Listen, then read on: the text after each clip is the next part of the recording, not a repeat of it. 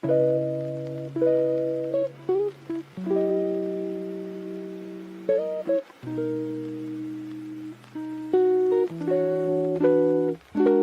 beats in the cold, let the pathways unfold. Quiet little rules, guiding stories untold. No push, let it breathe, let the arcs interweave. Keep the engine on low, watch the world take lead. Rotation too, calm lines in the loop. Let the framework align, every gentle pull sets the beat in its time. Just drift, let it form, let the pattern stay warm. Keep the engine on low, let the tail find its norm. Rotation 3, cool hum in the flow, let the logic awake. Tiny shifting laws, shaping choices we make. No force, let it glide, let the tensions divide. Keep the engine on low, watch the story decide. North.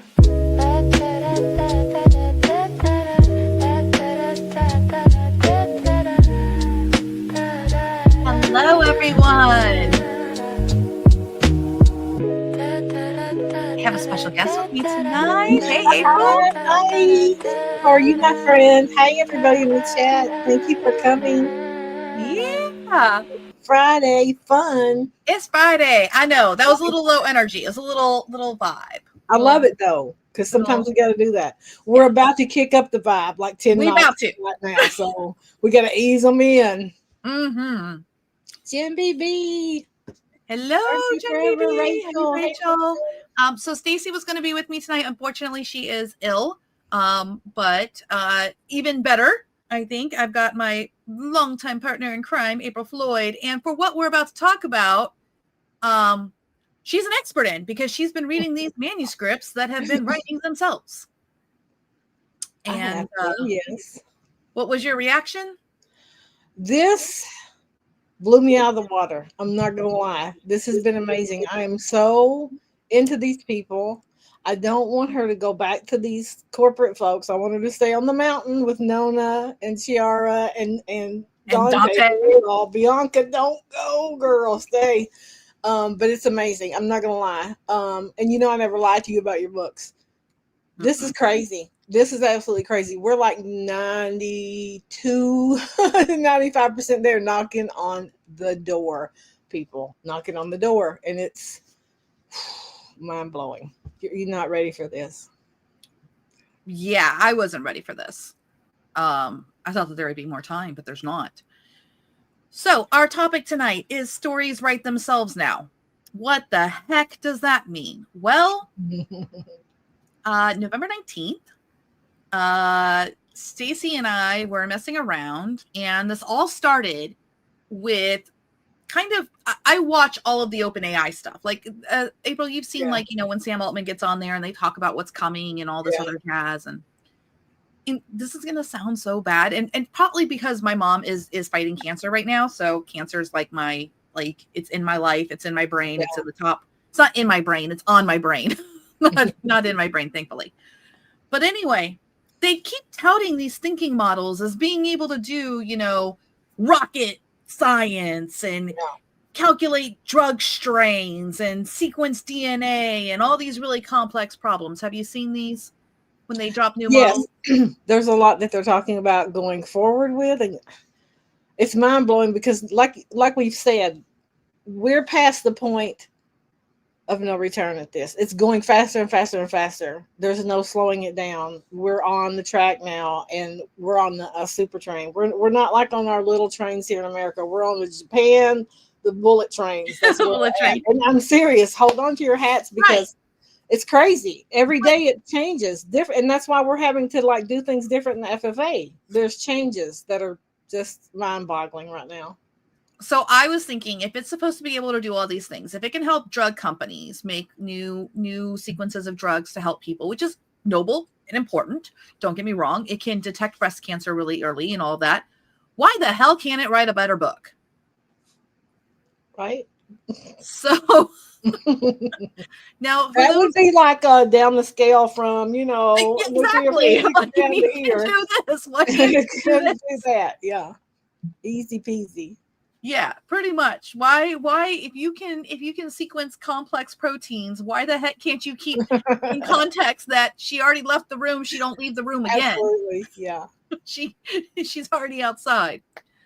So then that got me thinking, like, if that's the truth, or maybe not the truth, the truth is a little bit flexible these days, but if that's the situation, if the real situation here is that it should be able to write a better book, but it's not currently writing a better book, the question begets why? Who's the problem? And I decided it was me. And You're you. never the problem. You're never the problem. You're the solution, sister. No, we were all the problems because even I was entrenched in old prompting. Yeah. Like, what's the earliest you can remember working with these things? Because you were pretty early with me. Because back when you told me to come do it, and I tried it out, and I'm like, this is crazy. I'm gonna do all this for 3 sentences. Okay, Elizabeth, I got stuff to do. Yeah, I was a little bit excited about. I wanted the easy button. Okay, yeah. I'm an easy button girl. I'm not a JSON Rexy girl. Never. I'm the easy button. So yeah, back in 2021 was when I was first prompting with DaVinci 3, and it's come a long way in 5 years. It'll 4 years, I guess. 4 years. Is it 4? We're gonna be 5. Yeah, it will be. Well, it'll be 5 next December that I published. Okay, so 4 years right now. 4 years. So it's come a long way in 4 years. But so what I had to do is I had to strip away everything that I thought I knew about prompting. I wanted to kind of like start with a clean slate. And whenever I am starting with a clean slate on something that I want to do with the AI, I interview it. Now, April, do you do the AI technique? I fuss back and forth with the AI. You fuss back and I tell it I want these things, and then it does those things, and it goes off and does something else. And I'm like, hold on, chat, come back over here. I know it's the greatest story you've ever heard. I appreciate that. But here's where we need to fix it. So I go in a chat with it back and forth.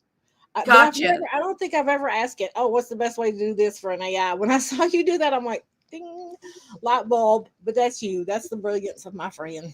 That, I think, is one of the core like skills. I think if people pick nothing else up from this video, pick up the skill that when you are given a new model or given something new, you just ask it for the task that you're trying to do. What's the best way for the AI to do it? Yeah. Or for an AI, and make sure you turn on. I love Jen BB. Interview, argue, same difference. Stacy actually was one of the first people I ever learned from to insult its mother when it wasn't being compliant. Stacy cracks me up in her classes when she would do that. I'm just she like threatens but she was in the Navy, right? Stacy. Oh yeah, she was in the Navy. Yeah, that's expected. Yeah, you can take the girl out of the Navy, but you can't take the Navy out of the girl. Yeah, absolutely not.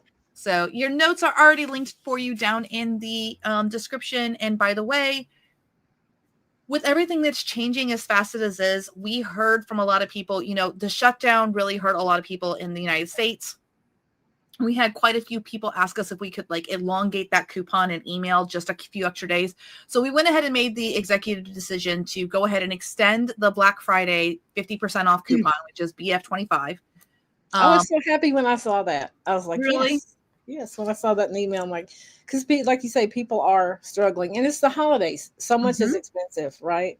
Yeah, it's crazy. But you have an author business, you want to have things, and you can use them as write-offs. But you may not be able to get it right that second because we're in the middle of everything right now. So all of our classes, are 50% off. And then at the top of your notes, Stacy was kind enough to put the 2 other double bundles that she made. She made some more advanced bundles. We call them double bundles because when she put the classes in the bundle, she went ahead and discounted them significantly. And then you take another 50% off. So it's like, it's kind of getting the classes for 25%. And if you forget the codes, okay, like you bought it yesterday and you forgot to put a code in, let us know in Dean email. We're fixing it. We're trying to help. We may not be as fast as you want us to be, but we're getting it done. Absolutely. Absolutely. But let's take a look at the notes for today, if that's okay. And we're going to talk about the narrative physics engine. Now, I want to help everyone's expectations here. Okay.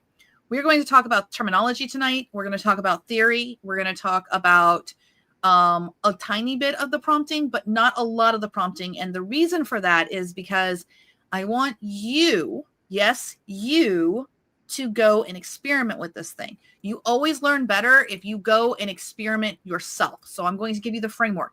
The other reason we're not going to go over the prompting is because it's not finalized yet. I'm still experimenting, but let me tell you about how good the early experiments have been. The first book I did with this was an F1 romance. And I was actually trying to make YFD write a whole trilogy at once. I was extra.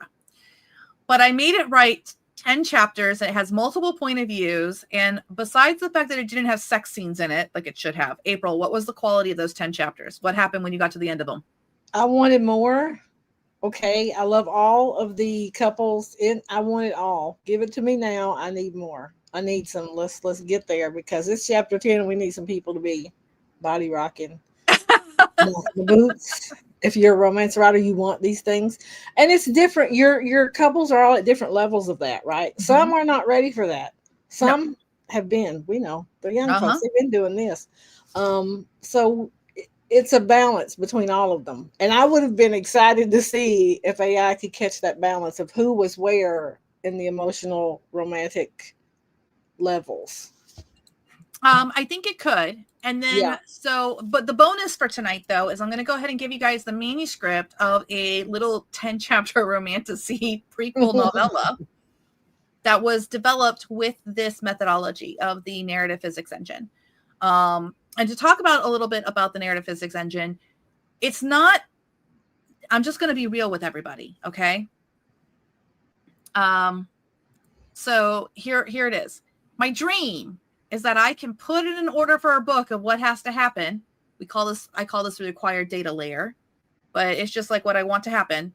And then I can put it into an engine. And while I go make my coffee, I can come back and there's a book for me to read.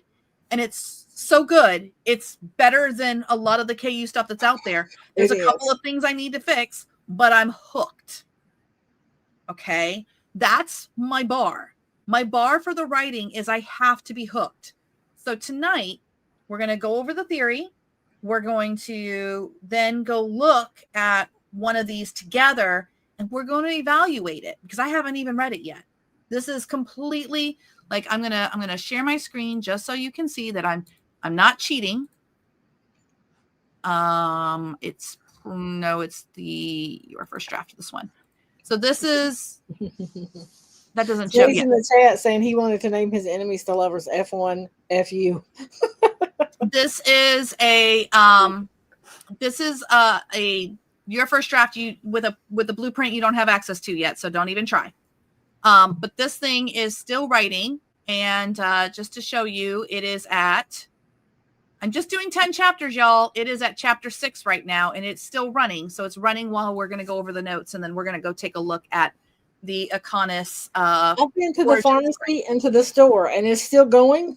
No. It was broken. I had to call Joe in California, and he had to fix it. No, I had to stop. Okay. Yeah. I was like, okay, I can live with that. All righty. So let's talk about our notes for the day. Share this tab instead. We've got little ghosty things here.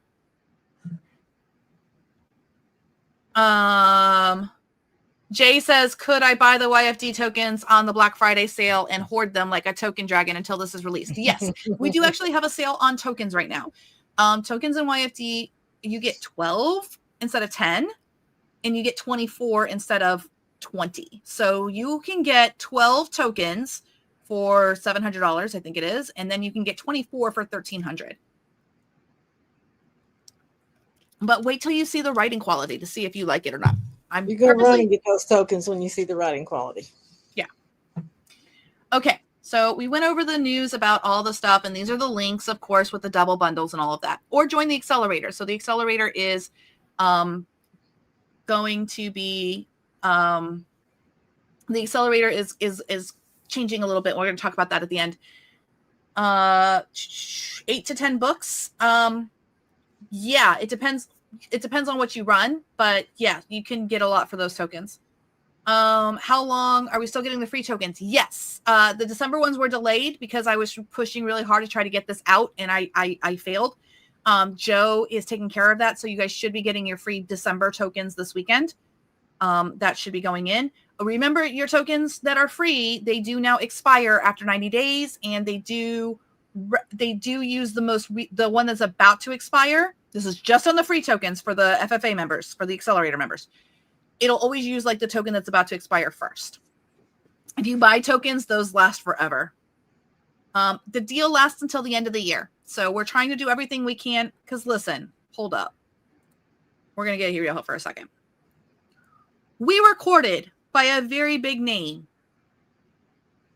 about some stuff. And I can't get into the details of that, but it's not over. But here's the thing. It doesn't even matter because Amazon's already announced that they are full AI for translations and offering that. All of you tell me if you think Amazon's going to stop at translations for AI content. I'll wait. Let me know in the chat. Is Amazon going to just stop at AI translations and not do AI content generation? Anyone? Bueller?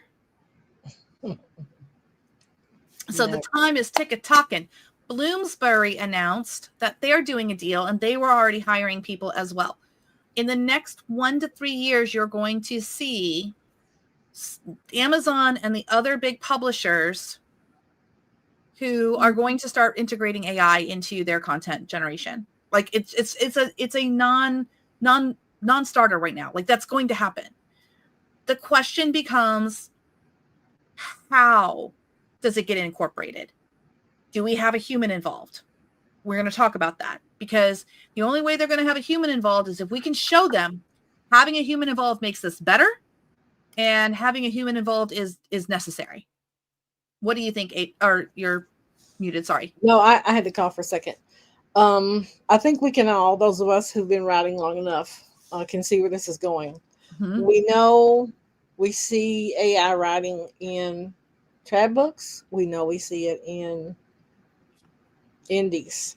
And that's not a bad thing. It's not like, oh, look, it's the index. No, it's because we see how good AI is getting, but we still know the tails. We still know when it throws in something we've never seen before, and then it continues to throw it in.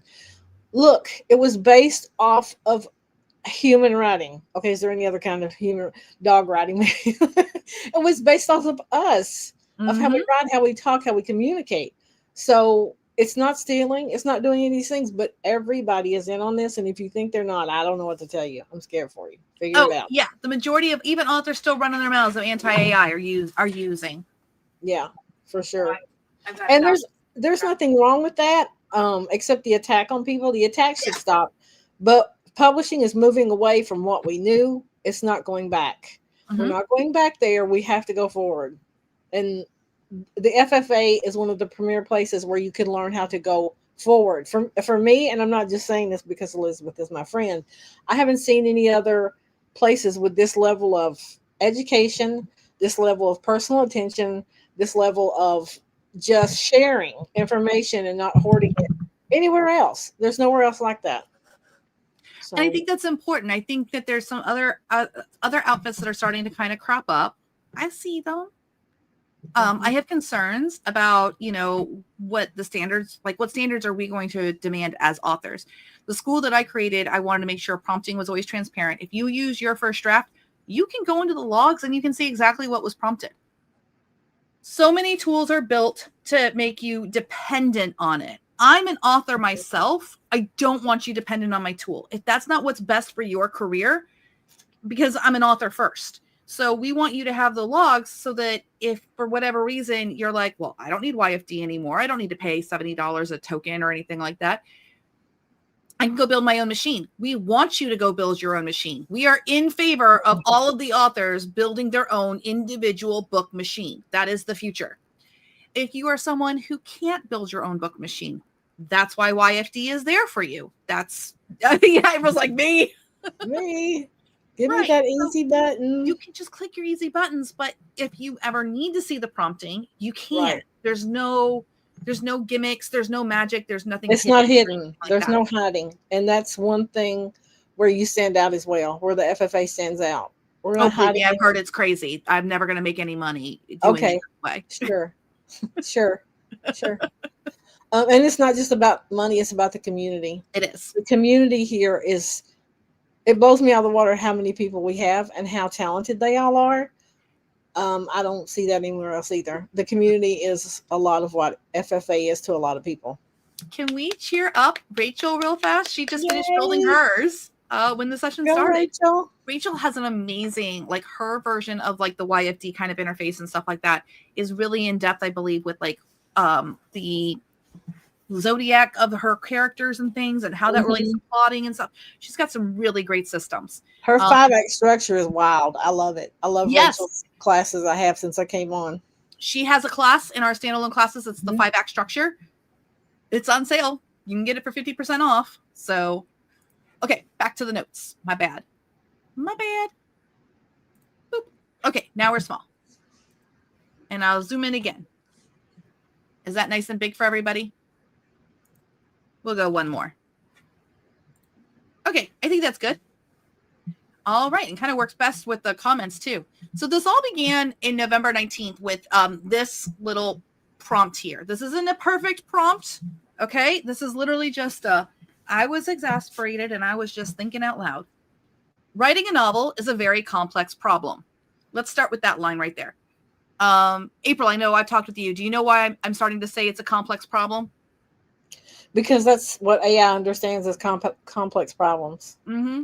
That's what AI tries to solve. It's complex problems. If you tell it is complex, the thinking model will give you that protein marking, cancer solving, thinking ability. It won't force you into like the surface level stuff. We often start with a pitch because humans understand that. But what is best for an AI to start a novel as far as information goes? It has a tendency to do very generic names and lackluster plotting, where it doesn't feel like the characters are making choices that seem like a good idea or in line with their characterization, but happens to make the situation worse. Doorways of no return. I want to talk about that run-on sentence really fast. If you ever look at what actually gets sent to an AI in the prompt, it strips out all of your pretty page breaks, all of your pretty paragraph breaks. It strips out a lot of the like your punctuation and stuff like that doesn't necessarily matter as much as the words going together and what it like. It's okay to talk to it and run on sentences. This is so weird, but believe it or not, I get better prompting or better outputs when I do run on sentences.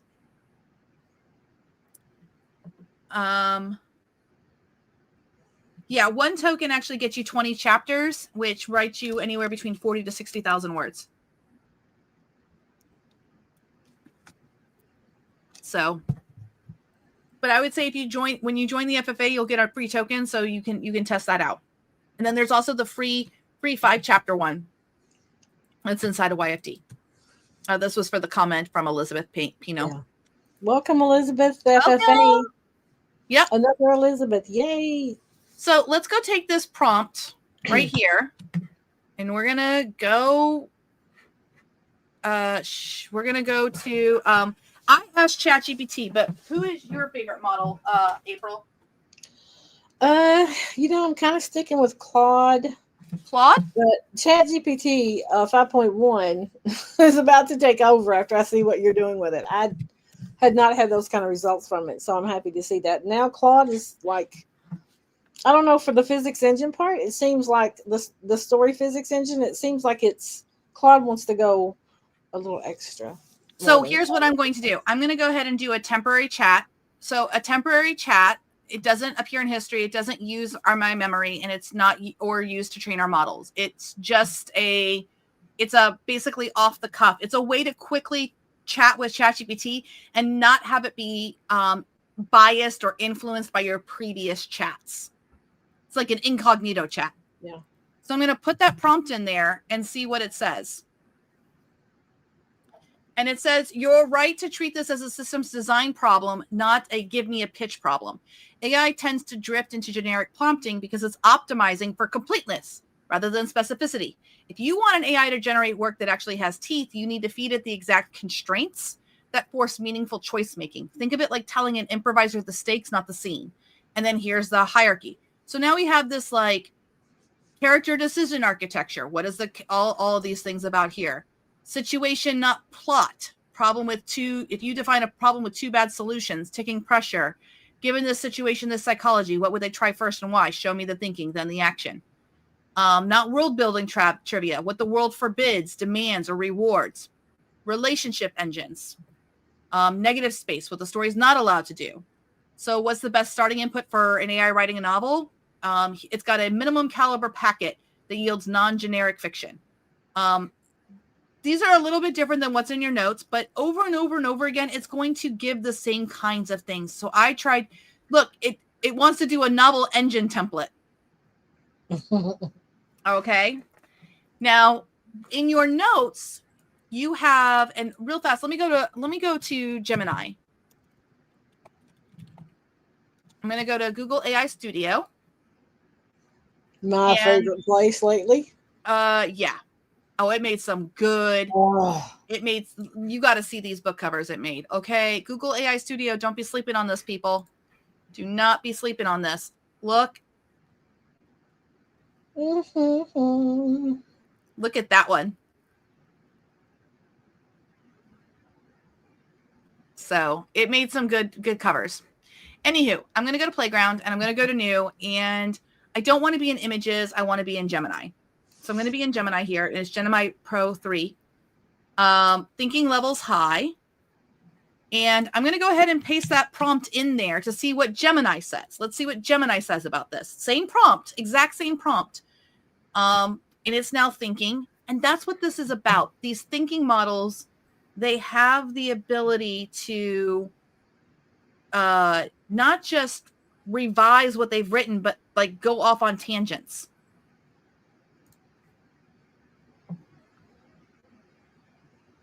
Okay, so we'll start up at the top. And it says, a pitch is a marketing tool designed to hook a human emotionally. It relies on the human listener to fill in the gaps with their imagination.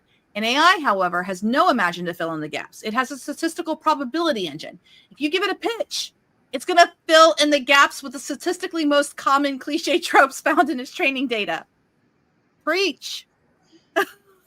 That's Here's why the names. Yes. Alara, Kale, Aria, and characters who solve problems instantly rather than making them worse. So this one's saying to get a complex, non-generic novel, you should start with a system of constraints and causality. So we're right back in the same kind of thinking mode. So we've checked OpenAI. We've checked Google. Both of them are saying, hey, I need a system of constraints. Let's see what Gemini says a little bit more about this. Don't give the AI a bio. This is useless for decision making.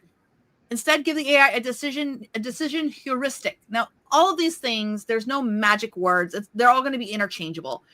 One called it a decision architecture. This one's calling it a decision heuristic. Somebody else could call it a decision ladder.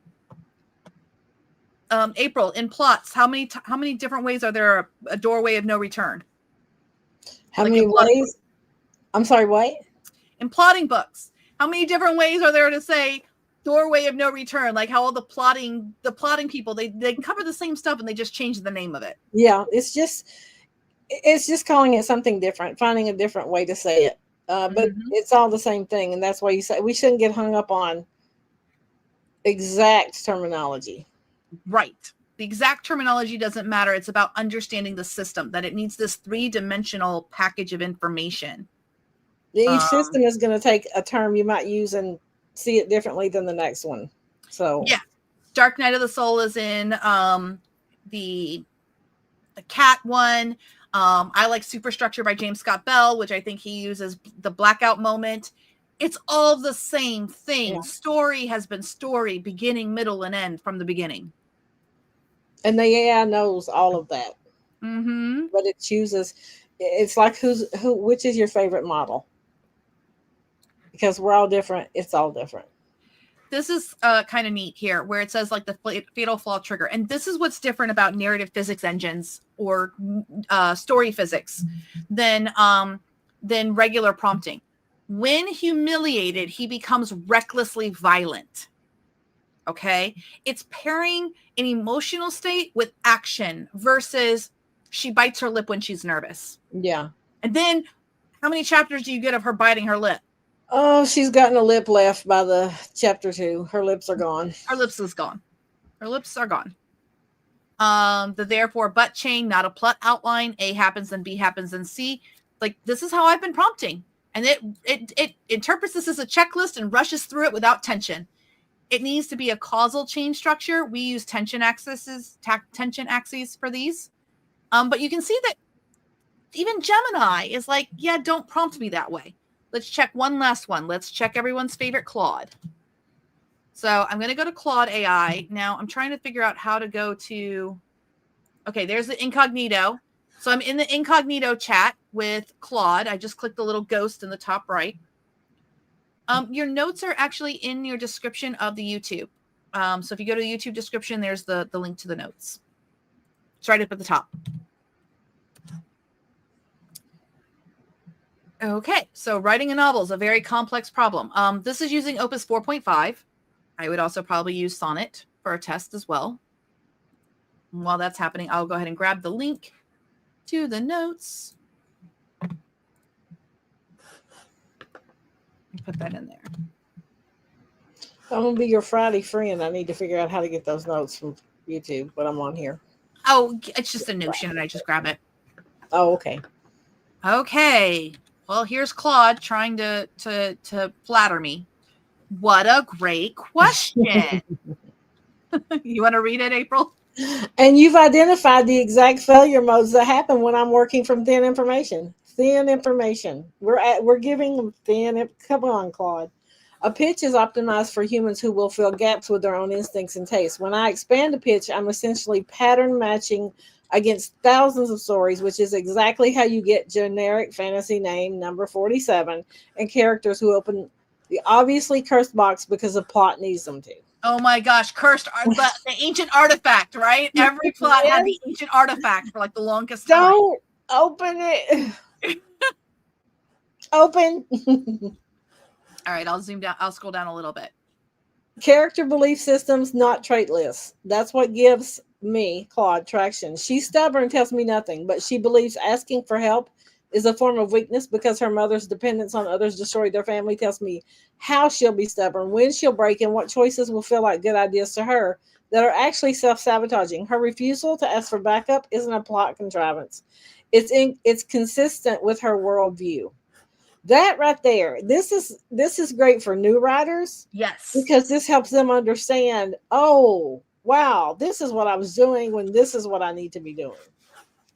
I wanna unpack that for just a second. Going to this kind of prompting with the narrative, the narrative physics engine or the story physics and all of that, going through these things that are in your notes, it forces you to go deeper. Absolutely. So, I mean, I'll be honest with you. Dare we say AI is helping us be better writers? It is. Dare we say? Dare we say? Oh, I'm going to get burned on the stake for that one. Let's go.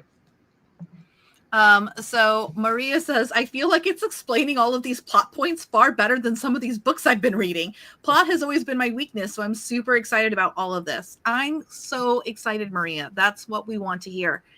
And you're not alone, Maria. You're not alone. I'm a pantser. Elizabeth will tell you, I'm a dyed-in-the-wool pantser. I've had to call her many times, like, what do I do? Why am I stuck? And she's like, okay, April, why this? I'm like, I don't know. I just want a dragon in it. Okay, what about the dragon? I just want a dragon in it. And you can do that. You can ask I do this all the time with the AI. That's where that required data layer comes in. That first layer where you're like, it has to have this and it has to make sense. Tell me how it can make sense. Like, you can still be using this methodology, April, by putting the narrative physics engine in your prompting, but then having a conversation with it about the plot and getting deeper. This is good for pantsers and for plotters. I mean, pantsers, I know we struggle, and how long have I been writing? I don't know, 10 years or so? Like, well, publishing writing. Yeah, I think as an indie, you published.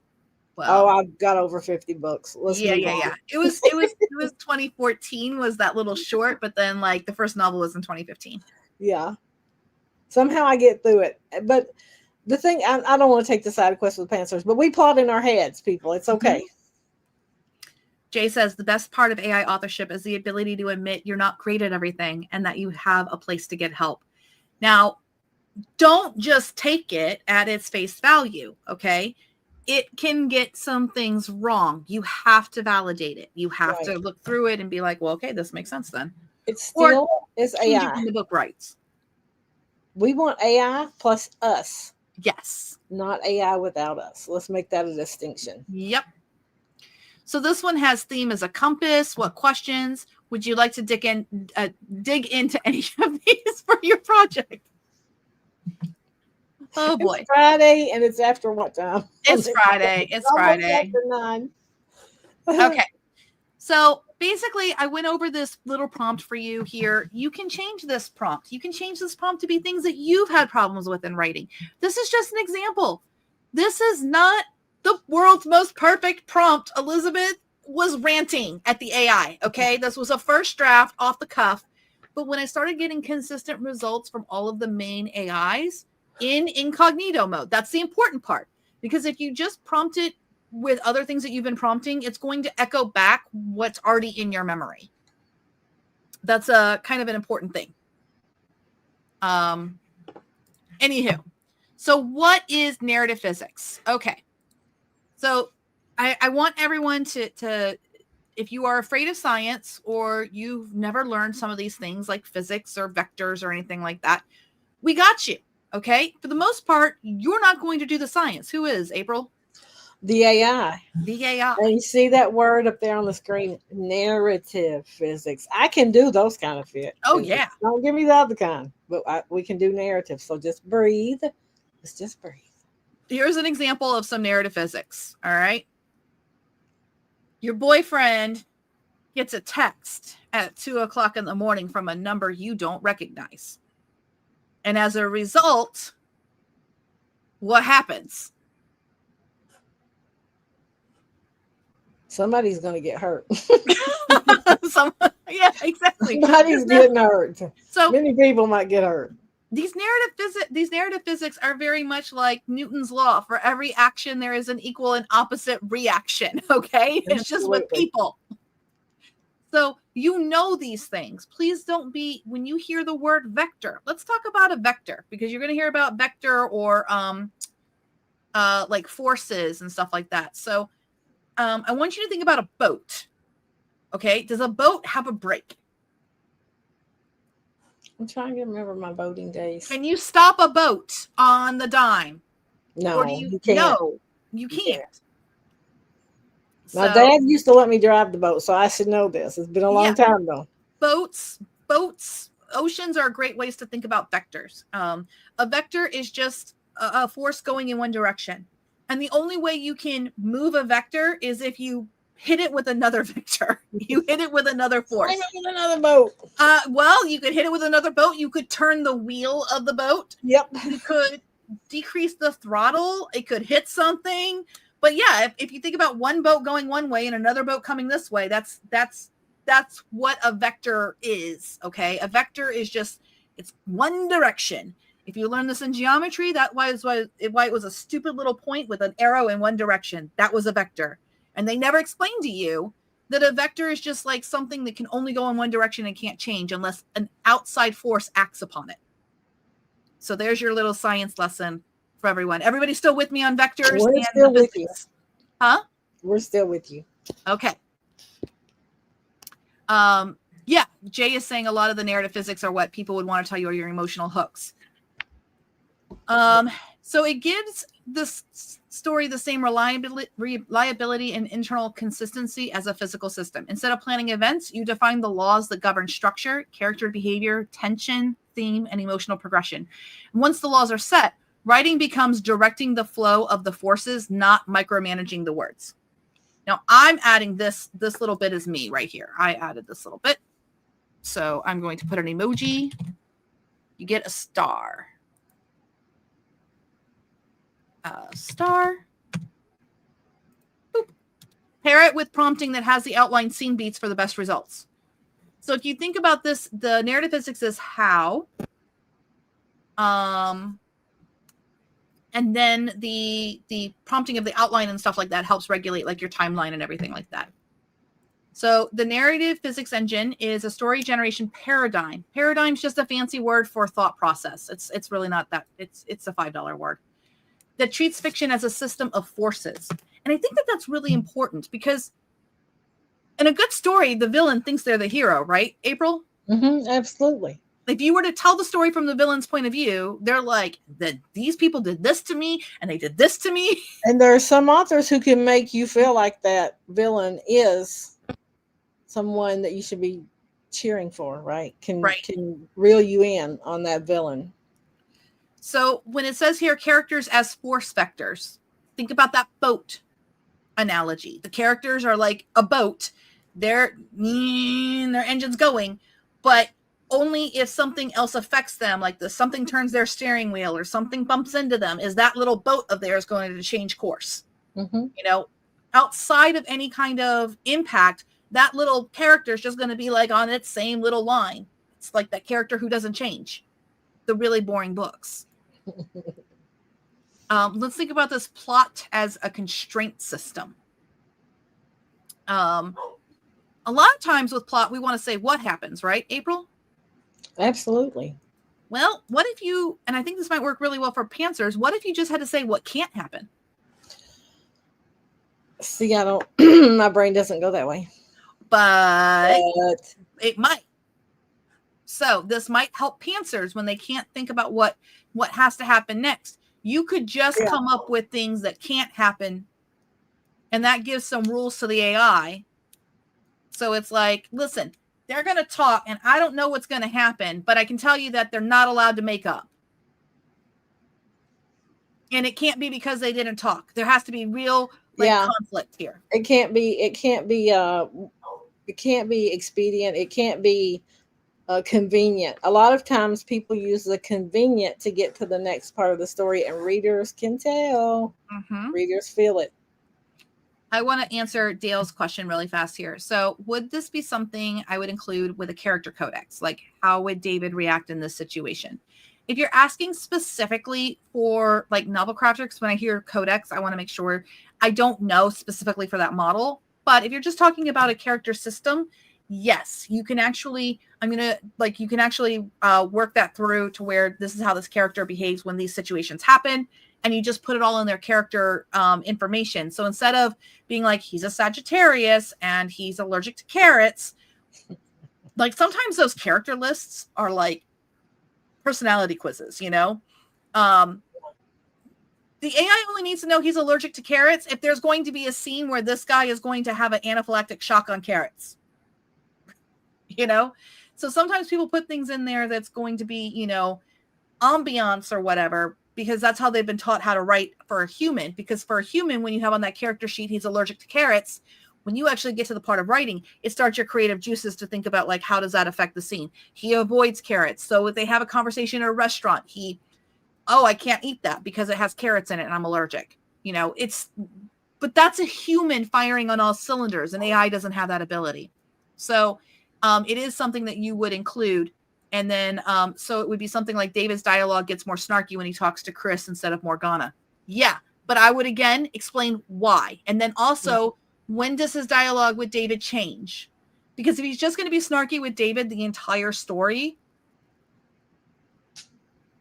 I think that's kind of an interesting, hopefully David's a minor character. But if these are, if Chris and Morgana are main characters for the whole story, there should be growth on that. Would you agree, April? Oh, yeah, absolutely. There needs to be a reason that there's contention between two characters and not the other two, and how that gets solved. Or else it's just like, why are they acting this way? Yeah. Right? It's not a story, not an info dump, but there needs to be, and this novel physics engine does this so expertly. It's crazy. I'm like, okay, well, that just summed all that up in 3 words. Yep. I was like, I didn't think about that. Oh, I don't know how to get questions up. Maria's asking. Oh, you just click on it. Just click on it on the right-hand side in the comments. Not on the screen. Over in the top right, see where it says comments? Da-da-da. In the sidebar on StreamYard. Gotcha. I'm going to get there. There you go. Maria says that sounds like such a fun project to see what it can do, though. Wouldn't it default to the most generic of generic in that case? No, because you're that character. Now we know why, how, when, where of this character's behavior and actions. And so it can't go generic. It then gets constrained into having to give us this character in this case that we've put the character inside. There's no generic to it. Yeah, Like, we're going to actually take a field trip real fast. okay, field trip Sound good? time. Oh, Yes. no. This is good. I'm going to go ahead and go back to I'm going to share this tab instead. I'm going to share this Claude tab instead. And I'm going to also open up another Claude tab. All right. And I'm going to show you what this does. So I'm going to share this tab instead. I'm going to go incognito here too. I'm incognito in two things. So here's what we're going to do. Okay. Give me a premise for what's a very generic, how about a rom-com in a big city? There you go. We're going to use Sonnet because Opus just takes too long. So we're going to use Sonnet. Give me a premise for a rom-com in a big city. I didn't even tell it was a book. I should have told it was a book. I'm in an incognito chat, so it doesn't know. All right, so here it is. After a disastrous breakup, Sophie swears off dating and throws herself into her work as a struggling screenwriter. Meanwhile, Jake is a charming venture capitalist who lives in the penthouse of the same Manhattan high-rise. Their paths never cross until the building's only elevator gets stuck during a power outage, trapping them both together for 6 hours. I'm sorry, April, are you still awake? No, I'm not. I don't care. It's 6 hours in an elevator. I have to get out. I don't care about Jake. I don't care if his abs are ripped. I don't care. All right. I got to get out of there. All right. So I'm in this writing a novel is a complex problem conversation where we already have this. And I'm going to say, show me a full narrative engine for a big city rom-com novel. Let's see what the difference is. If it comes, I'm still in incognito. Let's see what it comes up with. It might still come up with Jake and Sophie because I didn't tell it unique names, but I'm just showing you the difference of what the full narrative engine comes up with. It's a meaty request, Elizabeth. You've given it. You can actually hand me. So, Chicago Sharp Corners. I'm already interested in the title name. Ooh. Central question. Can you build an authentic life out of curated pieces, or does real intimacy require showing people the rough drafts? Both protagonists are architects of image, one professionally, one defensively. The story argues that curation isn't inherently dishonest. We all choose what to share, but that mistaking the curated version for the whole person prevents real connection. The resolution isn't be your messy self always, but choose people worthy of seeing the unedited What? Okay. Margot Chen Castellanos. Margot Chen, here we go. No, but she's hyphenated. Castellanos. Okay. Survival means staying 3 moves ahead. Spontaneity is a luxury for people with safety nets. Love is real but impractical. She watched her parents' passionate marriage implode under financial stress when she was 15, leaving her mother to work doubles while her father found himself in Austin. She concluded passion is a destabilizing force. The best version of herself is the useful version. She earns her space in rooms by being indispensable, not by being liked. How this creates good idea, bad decisions. She's going to take on Nathan's rebrand project despite being at capacity because saying no feels like showing weakness. She'll hide that she's struggling financially, her business partner embezzled, because admitting vulnerability might make Nathan see her as a liability, not an equal. When things get intimate, she'll unconsciously test him by pulling back. If he stays, he's proven himself. If he leaves, she was right not to trust it. This looks like game playing. It's actually terror. And he has no idea why she's doing this. This is what we're going to find out. Heck kind of level is this stuff? Her want versus need. Growing up in Pilsen, now lives in a West Loop studio she can't quite afford since the embezzlement. Keeps a chaos drawer she never opens. Everything she can't deal with goes in there. It's nearly full. She's stressed. That's my whole house. Yeah, she's stressed. Yeah. Wow, that feels really fleshed out character. Now, I gave it nothing, okay? This is not good because I gave it nothing. The required data layer was like the thinnest of the thin. Let me show you what happens when you use this with an actual like deeper thought. So what I'm going to do is I'm going to grab this prompt right here, this top one. We're going to do a new incognito chat. Oh, you guys want to see more about him real fast. I'm sorry. Hold on. Nathan. He's fundamentally too much, too loud, too enthusiastic, too working class for the rooms he's now in. His success as a restaurateur is a costume he's still not sure fits. Ooh. That's a big thing for real. Uh-huh. That's another way of saying my brain just lost it. Sorry, when you don't see your own identity for who you really are. Yeah, I want to see what the heck happens. Oh, there's a meet cute. Approaches Margot at Chicago Ideas Week event. He's heard she's a fixer. She assumes he's hitting on her. Men in restaurants always hit on her. And gives him a professionally withering brush off. He's embarrassed, but also intrigued. No one talks to him like that anymore. She is mortified when she realizes who he is and that she may have just torpedoed a major client.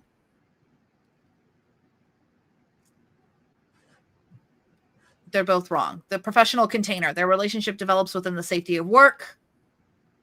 Financial status is getting worse. The rebrand soft launch is a success. They celebrate. They finally kiss. It's good. It's really good. And then Margot panics. Not visibly. She's too controlled for that. She makes an excuse to leave. And the next week, she's professionally perfect and personally distant. Yep. He sees it as rejection. Mm-hmm. She's like, you better show me that you really want imposter me. Syndrome is what Nathan is. You could say Nathan has imposter syndrome, but then you don't say why, or you don't lay it down like this. The narrative fiction, help me, Elizabeth. The narrative physics engine is doing, Maria. So you see, that's why we would get generic before, but we're not getting it now. His belief system kicks in. See, the real you is too much. You get too comfortable. You showed her the guy who gets excited about font choices, and she remembers she's out of your league. Oh, he discovers the Margot financial troubles, not from her, not by money problems, but by the hiding. Discovers Nathan's been offered a buyout, the same one that she's almost took the investment from. Okay, well, that's good. Asks for help, but not from Nathan. That would be too easy. She has to tell her mother about the embezzlement.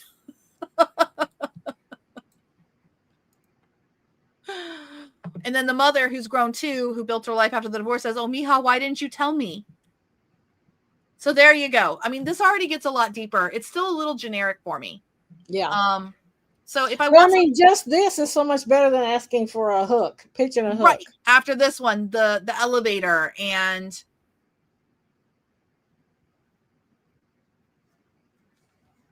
as the movie comes together, yeah, it's okay. But this is when we start with this, it's too surface level. I got the other one basically with the one prompt too. Share this lab and said, I'm looking at this elevator pitch. Now watch what happens. Actually, let's hear this. Can you please revamp that story idea into a more complex narrative physics engine? So you guys can see this one. This is Jake and Sophie.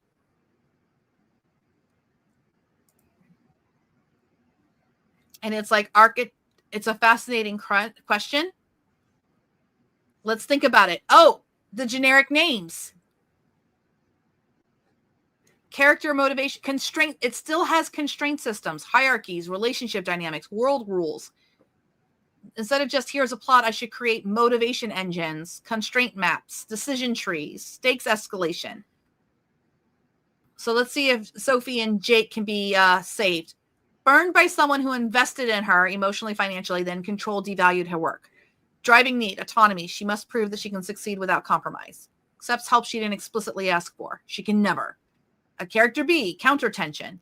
Family business collapsed because father trusted the wrong partner. Now pathologically thorough in vetting. Conflict geometry. So again, when you see these words, you're going to panic. Conflict geometry? No. Vectors are geometry. A vector is that little dot with the arrow on it. It just means a force that's moving in one direction until something else smacks into it. She needs creative chaos. He needs predictable systems. She sees the questions as evasive. He sees her secrecy as red flags, not plot points. She plagiarized the scene. She didn't. She wrote it years ago, but has no proof. Destroy all evidence. Provide the raw file metadata. Withdraw from his plausible choices. Investigate her portfolio. Trust her explanation. Hire a forensic analyst. It's picking up on that screenplay stuff. So Anyway, you can see that this just naturally brings it up to a higher level of story, I think. I think so too. So Absolutely. hopefully that answered people's questions. And you can keep going further if you want. You Mhm. can go deeper. So the 5 core components of narrative physics, and remember, don't get hung up on the words. Each of these models are using different words, but structural gravity, that's like going to be the things that, like, the forces that hold it all together. So for example, in a space opera, usually a good structural gravity there would be some kind of oppressive intergalactic system. Yeah. You know, There's spaceports, there's ships, there's all these things happening, people being transferred everywhere, back and forth, and intrigue, political intrigue, all those things. Right. And Worked structural into it. gravity is like the direction your story is going to go in. So Yeah. like space opera, the pacing, it's going to be a 5-act. It's going to be, you're going to have some kind of like inciting incident at the very beginning that's got like action and adventure. You're going to have people working together that don't need to, like the escalation is going to have some external. Right. That's what I mean by it's going to need to have some kind of like intergalactic force. Your escalation in a space opera is almost often an external Yeah, there's a force. yeah, there's a force. There's a force. It's always a force. Yeah. There's a system, there's a force, there's something that causes people to rebel and act accordingly. And here's the thing, you can use this technique just to brainstorm better, so like you can write a better story. Like you don't have to use this to write if you're AI. already good. If you're already good at this kind of stuff, this can help you do some shortcutting if you want to. Take some time off what it takes you to prepare for your story. It's just there, and you can use it, and it's amazing. When we talk about this character momentum section here, please make sure this is not a one-liner. Core wound is not he was hurt when he was 5 because his parents got divorced. Remember, the AI was always pairing it with how does that affect their worldview now? So how they behave. The bit lip versus we go deeper, right? We don't lift every 5 minutes. The themes, okay? This is this can get a little overwrought sometimes. Sometimes the AI can go a little bit crazy with the themes. That's true. So let it talk about themes in terms of on its own when it's actually building these things. It'll basically explain to itself how it practically relates. And then we talked about tension axis a few weeks ago on the live. You guys got to see those. That's where it's like this rod that your story spins around. It's how the characters are moving or how these forces are interacting with each other in the story. The important thing about tension axes is it allows the AI to assign a number to a character on that axis. So it can interpret that of like, for example, if you think about the axis of enemies to lovers, if someone is a 0, they're enemies. A 10, they're totally together. A 3, saying that the scene brought the male character to a 3 means he's just no longer completely hating her, right? Yeah. And then a 5 being neutral, you might never have a neutral moment because this is a story. So he may go from 3 to a 6, 7, where suddenly he's liking her. And then something needs to happen to knock him back down again. Oh, now he's a 2. Now, why would he be a 2? Because usually what knocks them back makes it worse than how far they got on their own. You don't have to worry about that. The AI will naturally do that if you do put in prompting to say, like, keep track of where everybody is. Like, read the story and tell me where everybody is at the end of the story at this thing based off of the tensions rods that you have in the narrative engine. So your character systems, how they operate together and not individually. This, I think, is the biggest thing I was missing out of the original prompting for YFD. An ensemble casts are not a strength of every writer. Ensemble casts can be difficult to write. You've got a lot of moving parts. You got a lot of agendas. You got a lot of things going on and how people can respond at that moment. There's a lot to make it work right. And it's not an easy thing. So if you can get help with it, I love it. I love writing ensemble casts and big dramas and all kinds of people in it. But you have to handle it a certain way. You can't overwhelm readers, but you need to give them what they're readers who look for that, you have to find what it is they love the best about it, and this character system defines those things for you. Yep. You don't have to come up with all of it by yourself. It helps you. But like I said, again, it's teaching. Again, it's teaching people. If you're going to use AI plus the human, here's what has to happen to make it better. Yeah, and just because this has 3 types of character systems, there could be more. These are just like examples. Absolutely. So I'm going to take out the in the notes and just say 3 types, because there's more than just this. And if you don't believe me, watch this. If I copy this in, this is how many types of nothing else out of this. Either. I'm going to come over to ChatGPT, and I'm going to share this tab instead. I'm going to use a temporary chat. So I'm in the temporary chat, and I'm going to put this in here, and I'm going to say, put my little asterisk in there, my little dinkus. Hey, this was in notes by some crackpot lady who is teaching narrative physics with purple hair. Yeah, that lady with purple hair. There can't just be 3 character systems. Aren't there more? Now watch. Yeah, there absolutely are more. What you saw is a useful simplification, not a complete taxonomy. It's like someone teaching you 3 states of matter and leaving out plasma because it complicates the intro lesson. Well, thank you. Broad umbrella systems. Once you start looking at real fiction, you'll see variations, hybrids. So here's some orbits. The center of gravity is the story itself. Mad Max. Catalyst reaction systems. One character or subgroup constantly initiates chains while the others respond. This is a good example. Joker, and I would say Joker and Batman, but yeah Joker absolutely. And Gotham.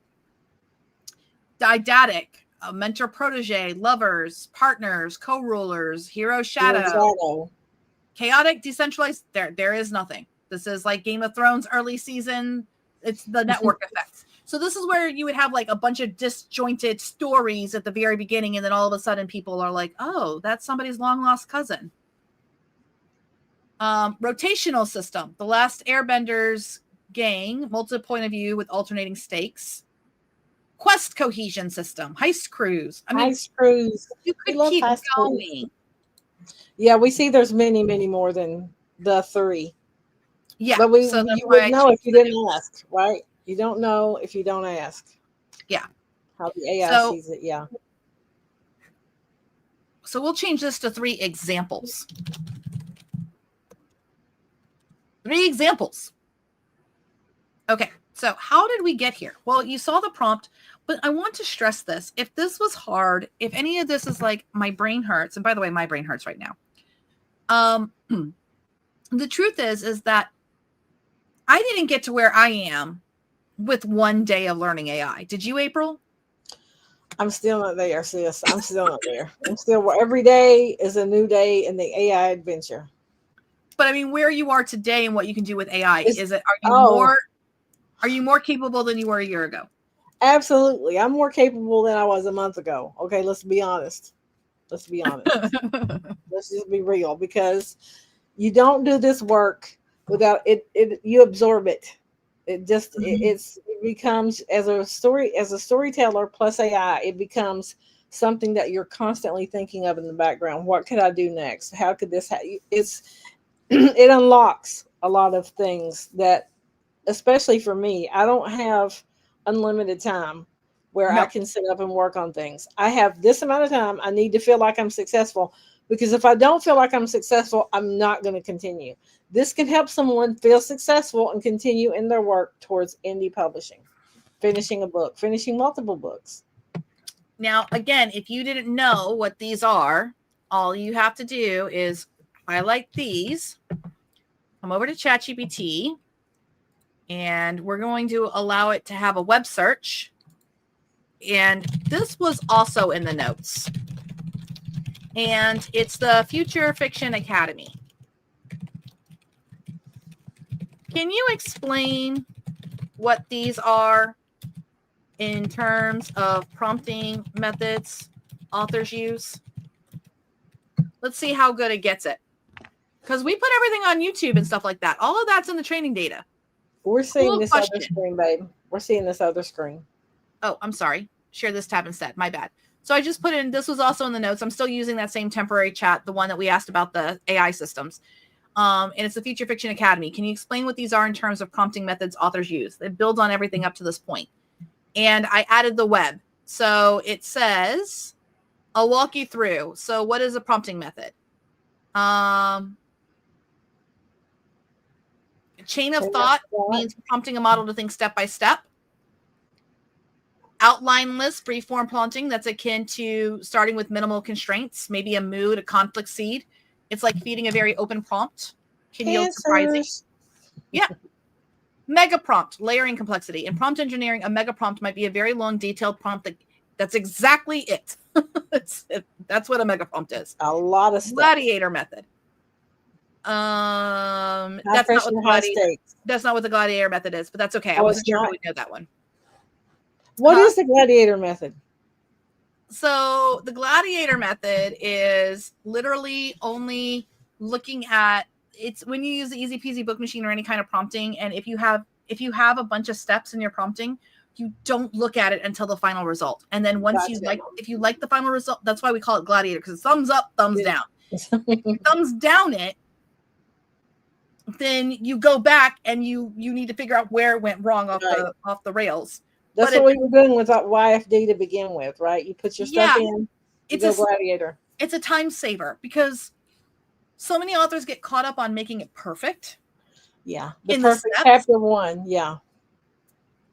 And so you have to just basically like take the output, and then if there's not, and here's the thing, sometimes you're looking at the output and you have to evaluate in the gladiator method. If it's a thumbs down, the next question is, how long is it going to take me to fix it versus do I need to go back and fix the other stuff to rerun it? Because sometimes you're just faster to fix it. That's like the don't be the T-Rex. Don't be a T-Rex. Remember that your hands reach the keyboard. If you don't have hands, your voice reaches the keyboard. You can dictate it. Absolutely. Yeah. So it's got some different things here.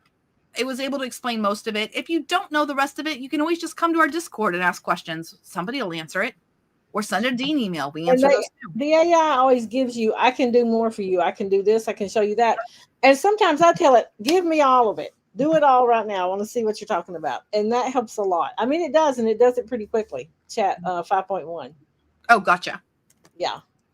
So I'm sharing the right window now. So at this point, you're probably getting a little bit scared, especially when we go read the book.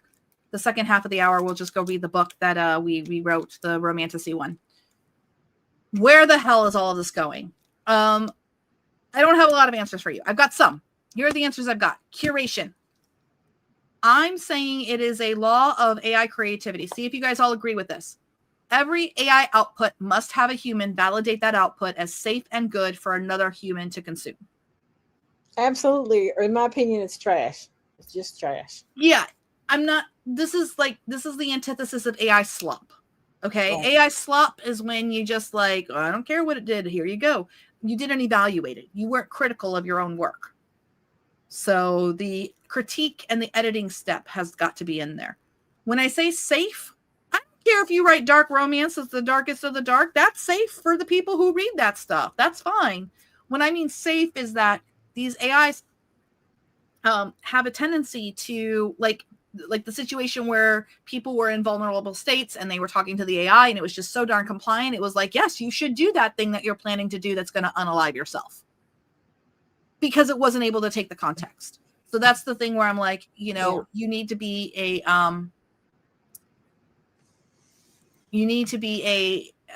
good citizen of the AI world, in that being a human.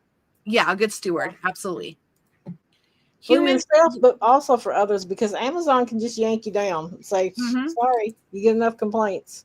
And you'll be saying, why did Amazon take my account? Yeah, that is something. I do know that there's authors right now who are bragging in various communities that I'm in that they are making money off of unedited AI books. Yeah. In my experience, which it's long, I've been publishing with Amazon since 2011. And I'll go bigger here for a second, but my experience is that anytime authors think that they have found a shortcut on quality or following the rules or something like that, when Amazon changes its mind and moves and acts on that, do they ask questions? Do they give you a No, chance to fix they it? shut things. They close things and kick you out, and you can go email everybody and their mama about it and see what happens. Yeah. So I'm just going to encourage people.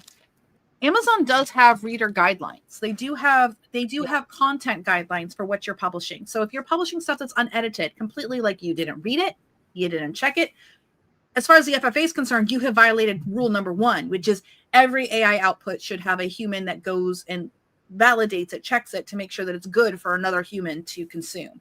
Yeah. If you skip that and you're just publishing it, when you lose your Amazon account, it's not a if, it'll eventually happen. They always catch up with people when these things happen.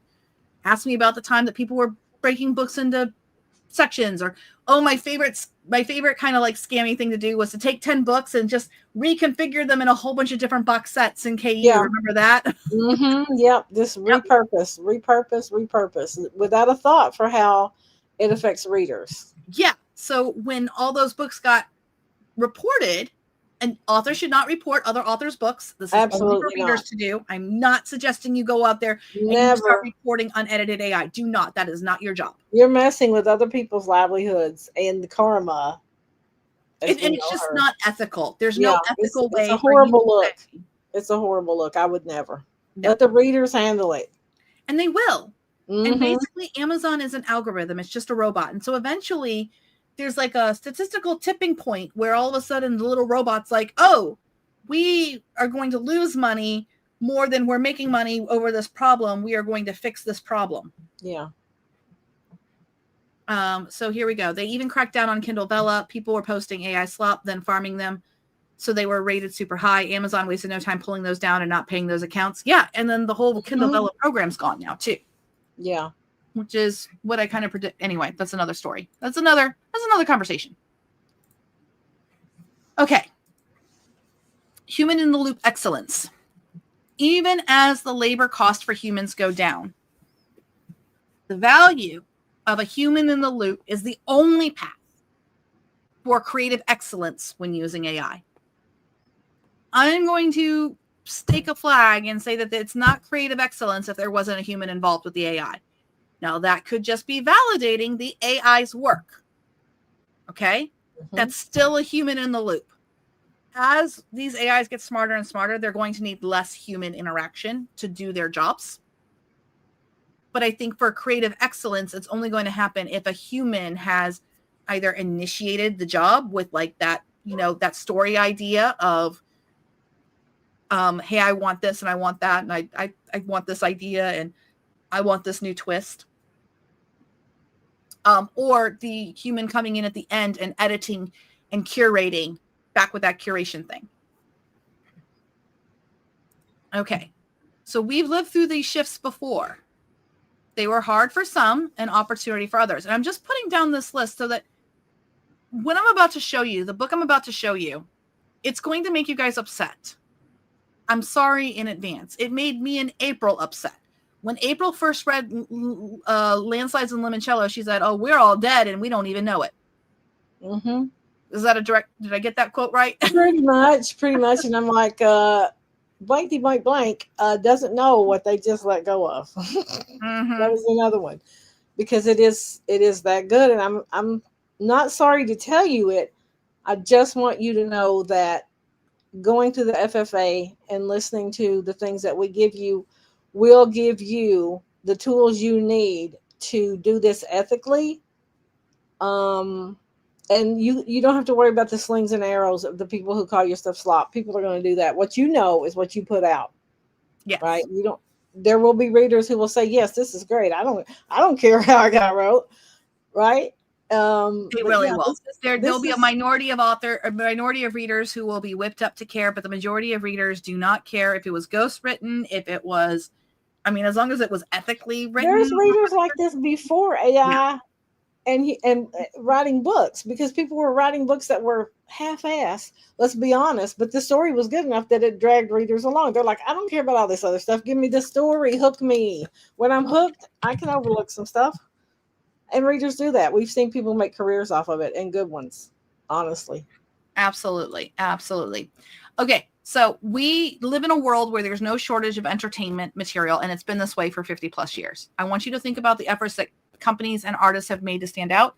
And sometimes just the consistency is the standout. So I don't want anyone to feel like you have to navigate this time alone.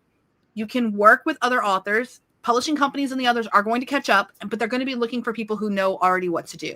So here's what the FFA is doing. Okay. This is what our promise is to you. So it's never been more important for authors to learn. So we extended that Black Friday coupon. I already told you about that. We're changing the Future Fiction Academy so that it's going to be less experimental labs and more fully fledged standalone classes. And then you will see me on YouTube doing this kind of a thing. And it'll be like, here's the basics of this. If you want the more nitty gritty stuff, here's a standalone class you can go buy. And if you don't want to go buy that class, you can join the accelerator for, the monthly price, and you get access to all the standalone classes. And this is also opening the door for all of the people who have been in the FFA for the last 2 years to become class instructors. This is what the original vision of Future Fiction Academy was. It was never supposed to be the Elizabeth Ann West show. It was always supposed to be multiple people teaching their expertise. December 31st of this year is the last day to come back to the mastermind or the accelerator at your old pricing. The very first OGs paid $99 a month. And I love them fiercely. Like, that was so great. The 100 authors that were like there from day one and were like, we believe in this. Then we went to a $159 price point and a $249 price point. I believe the price in the new year is probably going to go up to $299. If you were in the accelerator, would the new standalones be included? Yes. And you already have them. We're going to be cleaning up the accelerator and stuff like that. So it's much easier to navigate on Teachable. You're not going to have all that long list of labs. It's going to be better. Just give us the month of December. We're working on it. That's what Fiduciary University asked if you're in the accelerator. Yep, everything's going to be included. So the new monthly subscription includes every standalone class access. So if you're already in the accelerator or mastermind, you already get this. Don't worry about it. Just stay subscribed.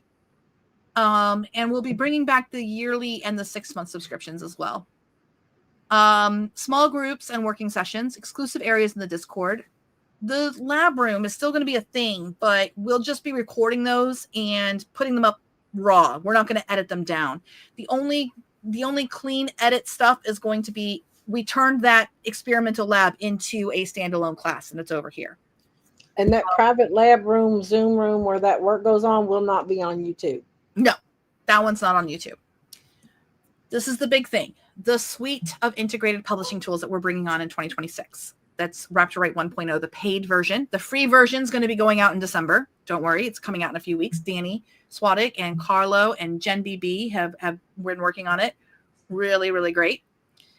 So you guys are all going to be getting a free Rapture that is bangarang, like one of the best it's been so far, and it's going to be completely free to use. You just have to pay for your open router tokens. But we have to pay for our AI too. The Dino's getting the glow up. That's yeah. what's happening. Yeah. But the new Rapture is going to integrate directly with YFD. It already does, so that you can just send your documents from YFD straight into Rapture and start editing it. It's going to be awesome. And there's more. Carol, I can't make that noise that way. We need a button. I have to get that noise button so I can be aggravating people with it. The what button? You know those little buttons that make the noises? Oh, the bam, bam, bam. For Gen Z. Just become annoying. But Rachel says that hats off to Danny, Carlo, and Jen. Absolutely. Like I said, we have so many talented students, but our staff is like, I dare you to try to find 2 people that even come close to the people in our, you can't. Yep. Don't waste your time. Go right. So you're going to see us increase the number of standalone classes we offer each month. We'll still do the whole thing like they're 50% off the first month, and then you can buy them full price. We're going to be bringing the narrative physics engine into YFD in January. Do we get access to all this via the mastermind? Yes. If you've been in the mastermind, you've been in the accelerator, you've got access to all of this. If you stopped your subscription at some point and you want to come back at your old pricing, we've always had that policy. In 2026, we're bringing on a lot more software for people to use that's all integrated. So we aren't going to be able to honor that moving into next year. But next year's our 3rd year open. So, we've tried to honor it as long as we possibly could. And once you're already in there, you're good. YFD is your first draft. We have some plans. There's a lot of moving parts to it, but we have some ideas about seeing ways to maybe make YFD to where you can either use your own key or something like that.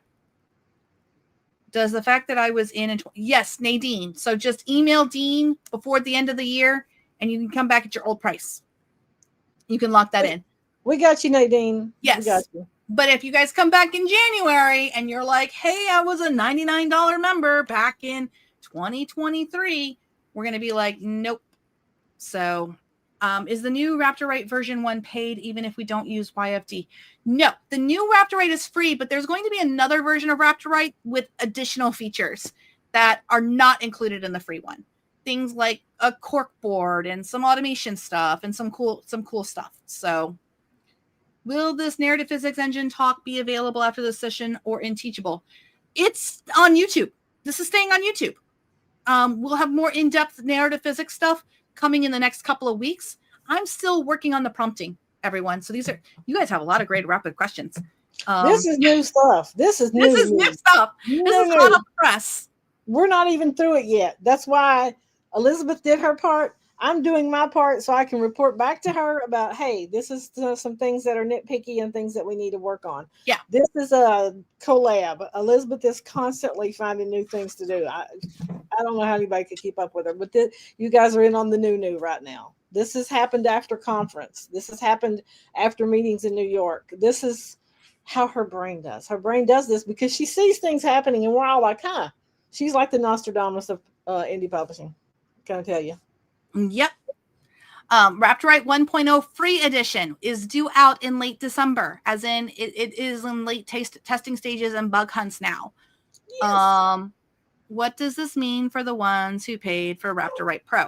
We'll be handling that on a case-by-case basis, but we're probably just going to be rolling all those people into the paid Raptorite. Don't worry about it.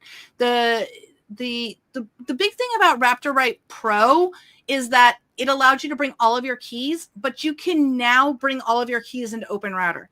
That functionality didn't exist, but now it does. So we'll actually be retiring that. Keeping the Pomodoro and the word count function. Word count functions in the new Raptorite. I don't know that there's a timer one. We can probably add that, I think, that little feature to it. But probably more complex things will be later on. So yeah, don't worry. You guys are going to love. Have you guys seen the new Raptorite? Like, it's beautiful. It's gorgeous. I don't think they've seen the new Raptorite. I was here last week, but guess what?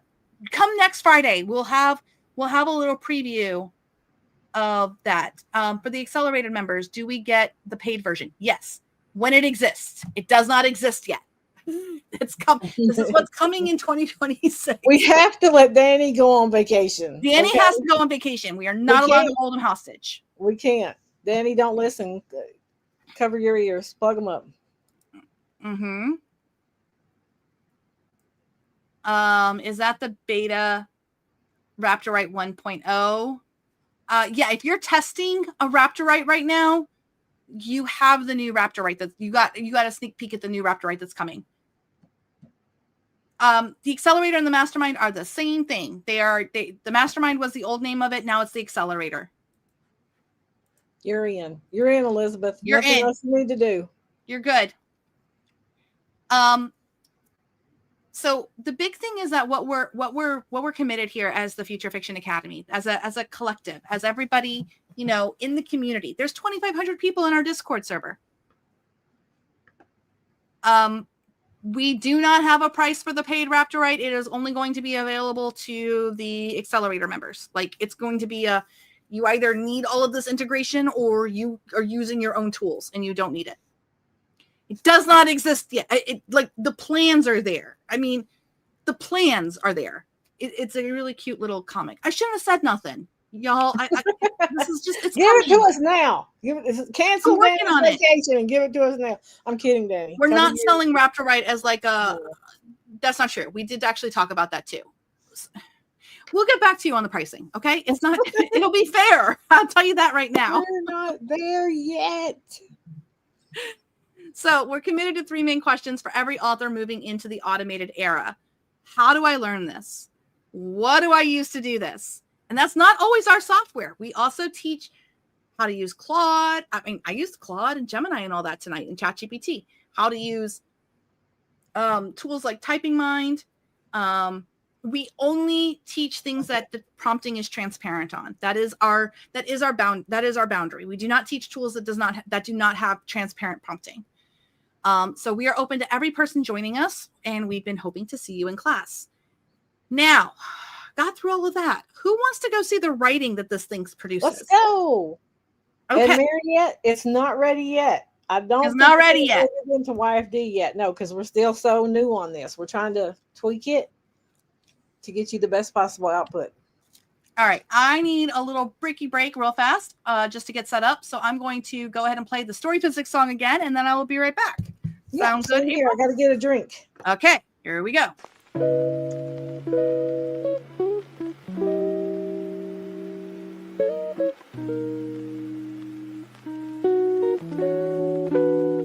Soft beats in the cold, let the pathways unfold. Quiet little rules, guiding stories untold. No push, let it breathe, let the arcs interweave. Keep the engine on low, watch the world take lead. Rotation too, calm lines in the loop. Let the framework align, every gentle pull sets the beat in its time. Just drift, let it form, let the pattern stay warm. Keep the engine on low, let the tail find its norm. Rotation 3, cool hum in the flow, let the logic awake. Tiny shifting laws, shaping choices we make. No force, let it glide, let the tensions divide. Keep the engine on low, watch the story decide. Norm.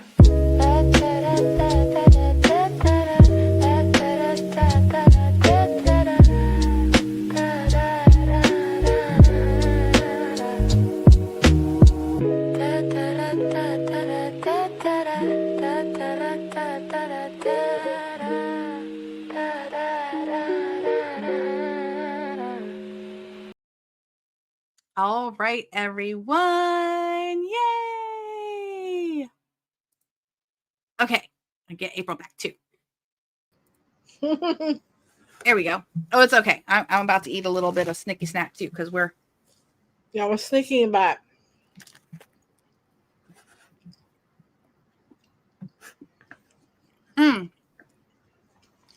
Marietta says, if we have unused YFD tokens, guys, the YFD tokens are going to work on the narrative physics. Mm-hmm. I'm working on the prompting right now. Like, that's what I'm giving you a sneak peek to.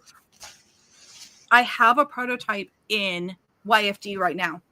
You guys are going to get to see the fifth book I have run with this prompting. That's a new genre. Sorry, I'm eating my granola bar. So when I say this is hot off the presses, you guys, this is less than a month old. This whole thing. So I'm going to show you the quality of the writing. You are not, I repeat, you are not going to yell at me and be like, I want it now. It doesn't exist now. It's got to go through all of its testing. I'm sorry. We don't put things out willy-nilly no more. The earliest I think test. We got to test. Mm-hmm. Yeah, I got to test. So this is coming in January. And as soon as it's out in January, you will be able to use your YFD tokens to run books with the narrative physics engine. I also want to your socks are going to get blown off. Yeah. Tell you now, hold on to your socks. Yeah, because the narrative physics engine is actually it's squishy. The prompting that I've actually am experimenting right now and putting through its paces is one that it can take any genre, and then it's going to morph itself for that genre. I'll tell you what. So January 1st, right? This is the question? Yes. All right. I'll tell you right now. If there are at least 10 packages of the 12 tokens on YFD, I will make sure that the prompting is there before January 1st. It'll be the New Year's Eve. What do you mean if there's 10 packages? What are you talking about? If people go to YFD, it's open to the public now. if you go to YFD and there are 10 orders this month of at least 10 of the 10 token pack, it's now 12 tokens. So 12 tokens, which is $700. If there's 10 of those purchases this month, then thank you, Catherine. I'm glad that you bought the 24, but I think that was last month because I don't think we've had any purchases this month. But anyway, if there's 10 of those, then you will I will make sure that you guys have this prompting before New Year's Eve. And our BF25 lasts till the end of the year Mm-hmm. for other things. So yes, if you buy the 24 pack, that does count as 2. I will count the 24 pack as a 2 pack. So we need at least 10. And in that case, I will sacrifice my Christmas and I will make sure you guys have this for New Year's Eve. We'll You're have not sacrificing Christmas, Missy. Huh? You're not sacrificing Christmas. Well, I mean, I don't like we just like to work. Let's just break it. I like to work. We just like to work. There's something wrong with us. But wait till you see the writing, okay? Because the writing might not be good enough. Now I'm gonna like pumped about this. Mm-hmm. Absolutely. Okay. So you have a bonus in your notes. This is the required data later. This is what I'm talking about. Like you guys saw me do this where I already said, like, write me this for the rom-com. This is what I put in to the AI. You are writing a prequel 10-chapter novella for a best-selling romantasy trilogy that hasn't been written yet. This is the hero's backstory. It needs to be hot. He must be betrayed, and it has to make his core wound. It will be very in media res and story world introduced, but kept tight for the length of the story. It has to end on a cliffhanger feeling because this will lead into book 1. The story world is based loosely on Latin named toxic flowers and herbs. Now, why the heck did I put that last line in there? Because you're you. No, because I didn't want any more Jakes and Sophies and Absolutely. No more chins. We're not doing chins. Just throw something in there that's like, and be inspired by this. And it helps it to change it. So we have the stuff here was actually, I went through 3 different versions in ChatGPT. It gave me 10 things. We validated those, and then I expanded one. So this is the information that's got to work with. His first name was Akon with a C, just like that. But then I was like, that looks like acorn. So Aconus Verathorn, House Verathorn. Reputation, he's the Blade Regent's bastard, a title whispered behind closed doors. His core traits are that he's disciplined, magnetic, dutiful, darkly funny, painfully loyal. Magical lineage. Verathorn bloodlines are tied to the Veracia, a rare toxin-based magic that can paralyze or empower depending on the wielder's emotional state. Ooh. Loyalty can save him. It can't. Oldest military house in the Verastian Reach, controls half of the armies and all military academies. Known for their ruthless precision and clean war ideology, their symbol is a silver helix serpent. Their ambition is weaken the monarchy and place a Verathorn as regent temporarily. Aconus is the most honorable man in a house that has none. Ooh. Princess. Narianne Belivar, the poison rose of the Oleandrian Isles. Sharp, calculating, luminous, sheltered, but no fool. Belivar heirs. Dasha, you've been in and out like 6 or 7 times. Her magic lineage is that the Bellavarian heirs wield Olea? Olea. A magic. Yep.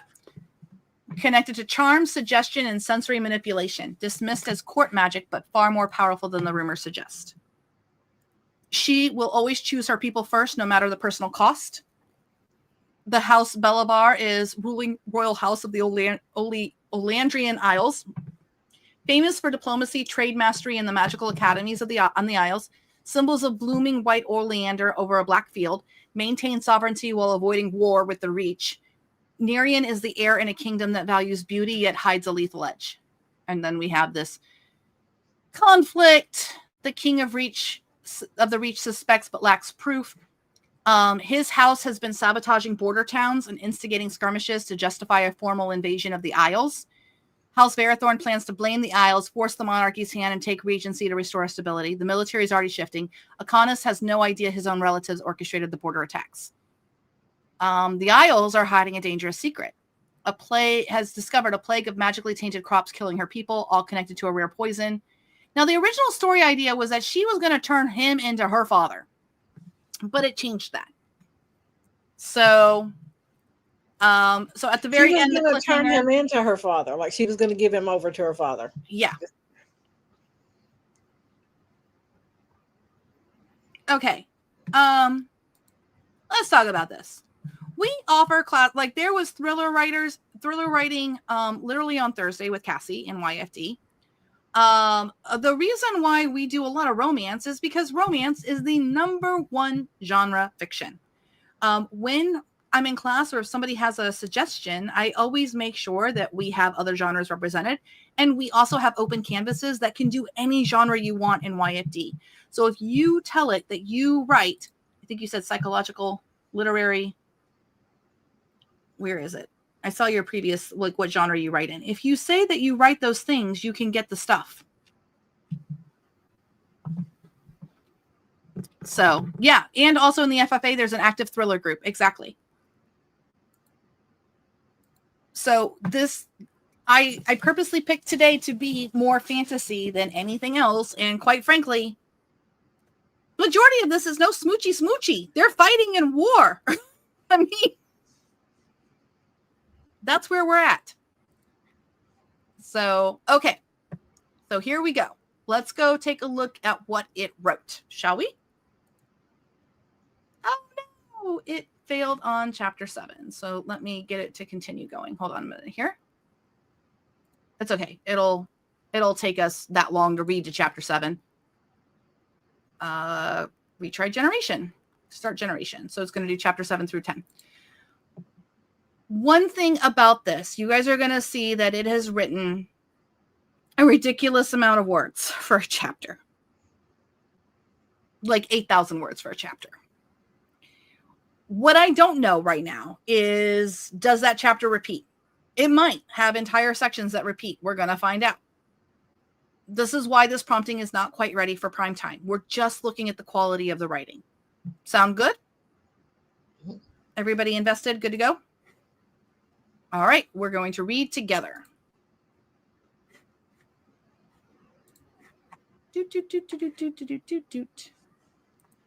Share this tab instead. Okay. Are you on YFD? Please share your screen at YFD. I'm about to. Yeah. All right. I'm going to zoom in a little bit more so you guys can see it better. I think that's you probably want me to help you read? Huh? You want me to help you read? Yeah, that would be great. We'll swap off. Oh, hold on a minute. I got bigger on the wrong one. How's that? That's good. I can read that. You ready? Here we go. Yep. The Great Hall of Argenthal had been built to impress invaders. From his perch along the upper gallery, Aconus watched its opulence do what it always did, turn everyone below into targets. Silver-veined stone pillars soared 3 stories to a vault of dark beams and chandeliers.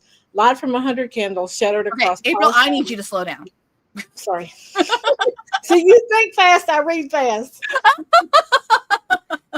Sorry. Slow it down. Yeah, slow down. Silver-veined stone pillars soared 3 stories to a vault of dark beams and chandeliers. Light from 100 candles shattered across polished armor and mirrored panels, scattering brilliance into all the places it most effectively blinded. Banners of the royal house, faded gold on gray, hung side by side with the coiled serpent of Verathorn, scales picked out in silver thread. See, I don't like this light from 100 candles, but that's just a picky editor in me. Yeah, Beauty. yeah. That would be a change. But that's something we would also show you on YouTube sometime. But this line here has got me. Yeah, beauty in Argenthal was simply another form of armor, or bait. From here, he had line of sight to the dais, the king's chair, the delegation from the Olandrian Isles, and the entry doors. He could also see a dozen perfect ways to kill any of them. I love this already. Let's do it. I'm vested in it. Try to look less like you're planning everyone's demise, murmured Sergeant Wren at his shoulder. It makes the guests nervous. They should be nervous, Aconus said, eyes never leaving the floor. The hall is a death trap. Wren snorted softly, then straightened as a herald's staff struck the marble below. Places. They were already in place. That was the point of giving this post to a bastard. Up here, away from the glitter, ready to take the fall if anything went wrong. He rested his palms on the cool stone of the parapet and let his gaze catalog the room. Entrances. 3 main archways, 2 servant doors. 8 Verathorn honor guards along the walls, in full dress, cuirasses. I don't know how to say that one that well. Yeah. Engraved with the serpent's head. It's swords anyway, some type of sword. It's swords. Yeah. 4 royal guards at the dais, older armor, less efficient. The Oleandrian party stood near the foot of the steps, a dozen in total, courtiers in white and coral silks, 2 guards in sea green leather that looked ornamental but probably wasn't, and her, Princess Nerian Belivar. She wore white. Not the Reach's austere martial white, but something that moved like water over stone when she turned. A gown that bared her shoulders and collarbones to the candlelight, its fabric traced with a pattern of pale blossoms winding up her side. Oleander, if the rumors and the Islanders' fondness for poisonous metaphors held true. Her dark hair was twisted up and pinned with a spray of tiny golden petals that caught the light when she inclined her head to the king. The distance turned her features into clean lines in shadow, but even from here, he could see the precision of her stillness. She did not fidget. She did not crane to follow every new voice. She stood as if she'd been born to it and had never had the luxury of surprise. Okay, hold on. I like this because that's one of the first times I have seen them give description with the character being active in the scene. Mm-hmm. It talked about her hair as she's like turning her head to the king. It talks about what she's not doing. Yeah, I really like this. This is really cool. Where we at? Her dark hair. Here, I'll take over and then we'll okay. Rumor said the poison rose of Belivar had survived 3 poisoning attempts before her 16th birthday. Akonis suspected the number was higher. No one smiled like that, sharp, self-possessed without practice. The crown princess, Wren breathed, unable to keep the smirk from his tone. Worth coming out in our finest, wasn't it? Our finest parapet, Akonis said. Try not to swoon onto the guests. Wren stifled a laugh, but his fingers checked the fletching on his crossbow bolt by reflex. Below, the hall filled with a low roar of nobles talking, the clink of crystal, the faint music from the gallery opposite, where a quartet of lutanists pretended their melodies mattered. At the, is it dais or dais? I say dais. Dais. The herald raised his staff again, and the noise rolled back to a simmer. His Majesty King Aldrich of the Verastrian Reach, the man boomed, welcomes Her Highness Narian Belivar, Crown Princess of the Olandian Isles, to Argenthal. King Aldrich rose, old, careful, wrapped in ceremonial mail that had not seen anything resembling a battlefield in Akonis's lifetime. He spoke the expected words about peace, about the accord of salt and silver, about shared prosperity. His voice carried well enough, smoothed by decades of speeches, its authority more habit than weight. Behind and slightly to the king's left stood Lord Corvin Verathorn, head of House Verathorn, warlord of half the Reach. Akonis did not look at his father. He catalogued instead the slight tilt of Corvin's head as he studied Narian, clinical, assessing, as if she were an enemy formation on a map. As the Reach honors its commitments, so we would renew our bonds, King Aldrich was saying. May this visit strengthen. Akonis's attention snagged on movement near the northern balcony. A servant weaving through the crowd with a tray of wine, his path too deliberate. His livery was almost right, silver and black, but the stitching at his shoulder bore a faded crest not used in this household for years. Wrong. Sloppy. Akonis's gaze tightened. Beyond the servant, at the far edge of the opposite gallery, one of the honor guards shifted his weight. Tiny, but not in response to anything below. The man's bow, decorative for show, had a string with no ceremonial tassels, and the angle of his stance was, God's damn it. Wren, Akonis said quietly. Third from the left, east gallery. See it? Wren squinted. String's wrong. And? Akonis asked. Wren's jaw drew tight. He's in shooting posture, sir. Of course he was. You want to take over? Yes. The hall swam with polished surfaces. Too many moving bodies. If Akonis shouted now, he would create panic, and any assassin worth the name would be counting on that. He scanned again. The servant with the wine was nearly at the front ranks of Olandrian courtiers. His shoulder brushed one of Narian's attendants, who stepped politely aside, smiling. Akonis inhaled through his teeth. The smell hit him then.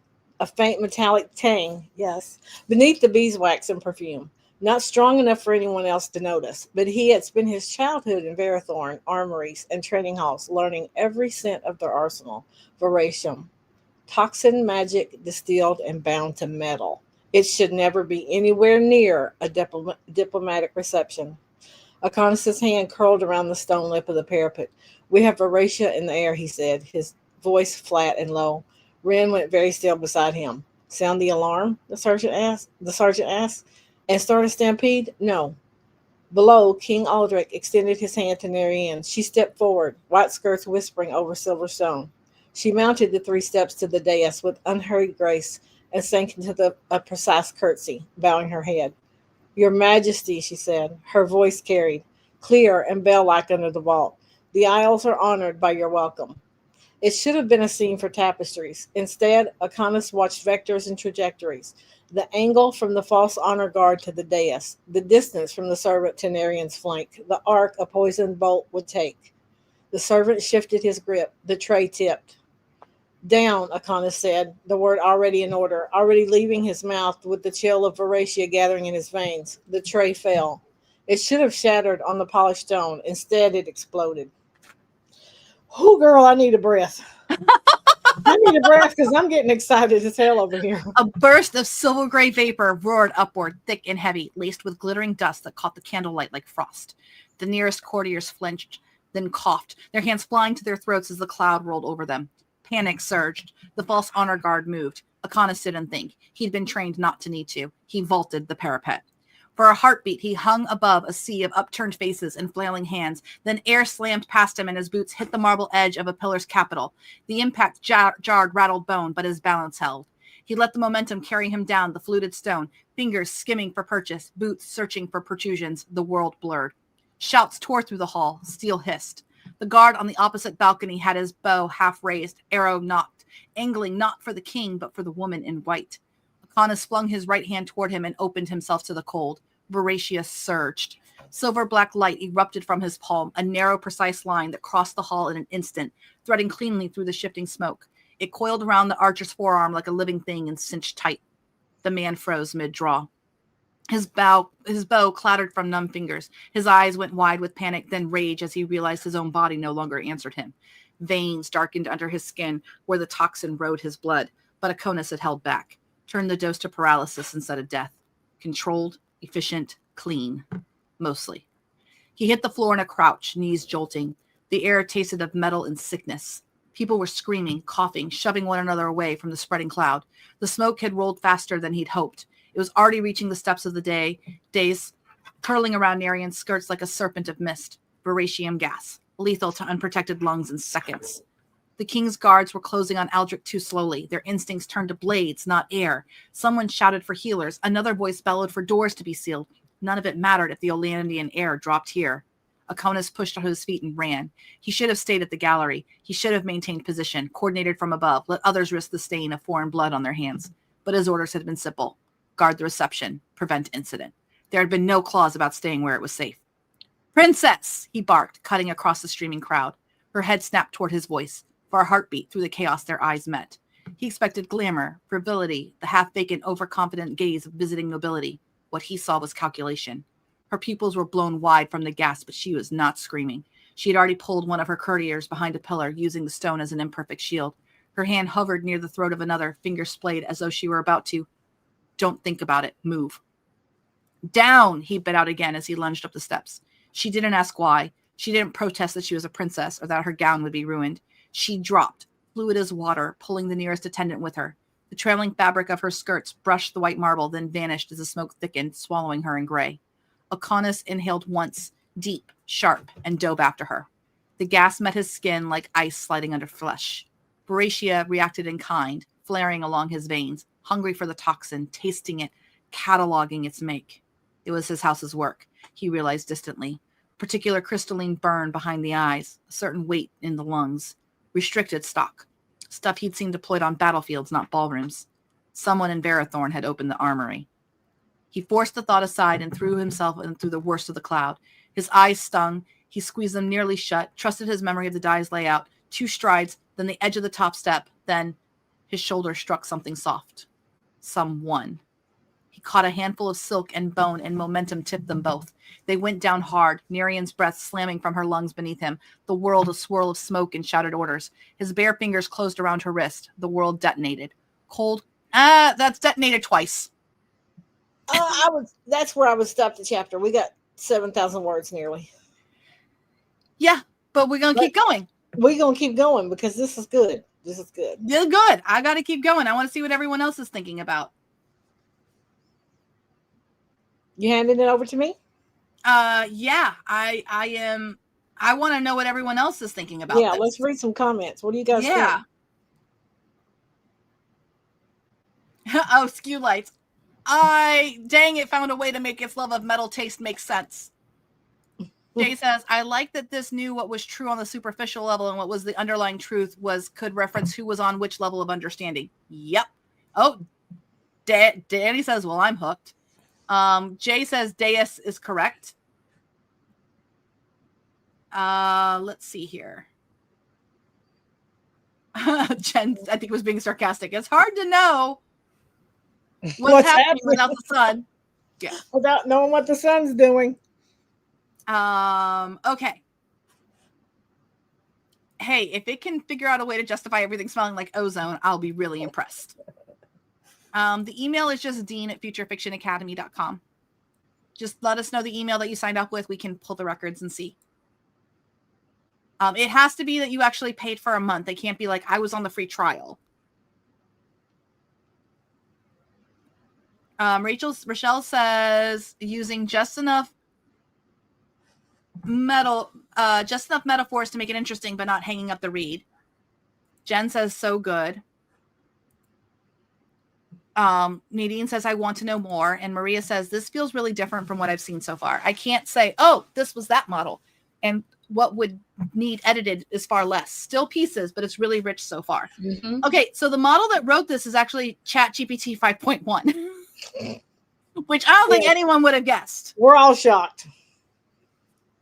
The names are a little Games of Thrones, but at least they're not Alara Chen. I made the names. I said I want it to be tied to, be inspired by the Latin names of toxic plants and herbs. And so yes, the editing, Maria, is very, at this point, it's very minimal. It's me being picky, mostly. What I pick out. It's just me being picky. But there is a part where she pulled somebody behind a pillar, and then he crashed into her. So I'm going to want him to crash into her, and I don't care about the people behind the pillar. Yeah, I would clean up some of that action because I was a little confused what was happening. Yeah, that's tic-tacky things, and I will be here on YouTube once I figure it out to show you guys how I go through some AI writing and what I do to help it out. But I've read tons of books where I didn't understand what the heck the human was writing. And you just kept going, didn't you? Yeah. Nobody died. You got a good story. What I kind of understood from that is that she was standing and the clouds were getting to her.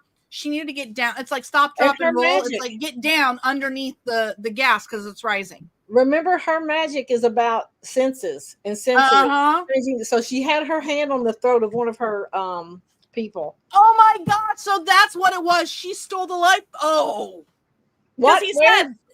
Okay, now I get it because she was doing something hinky, and he knew. Like, don't even think that she basically used her servant to stay alive.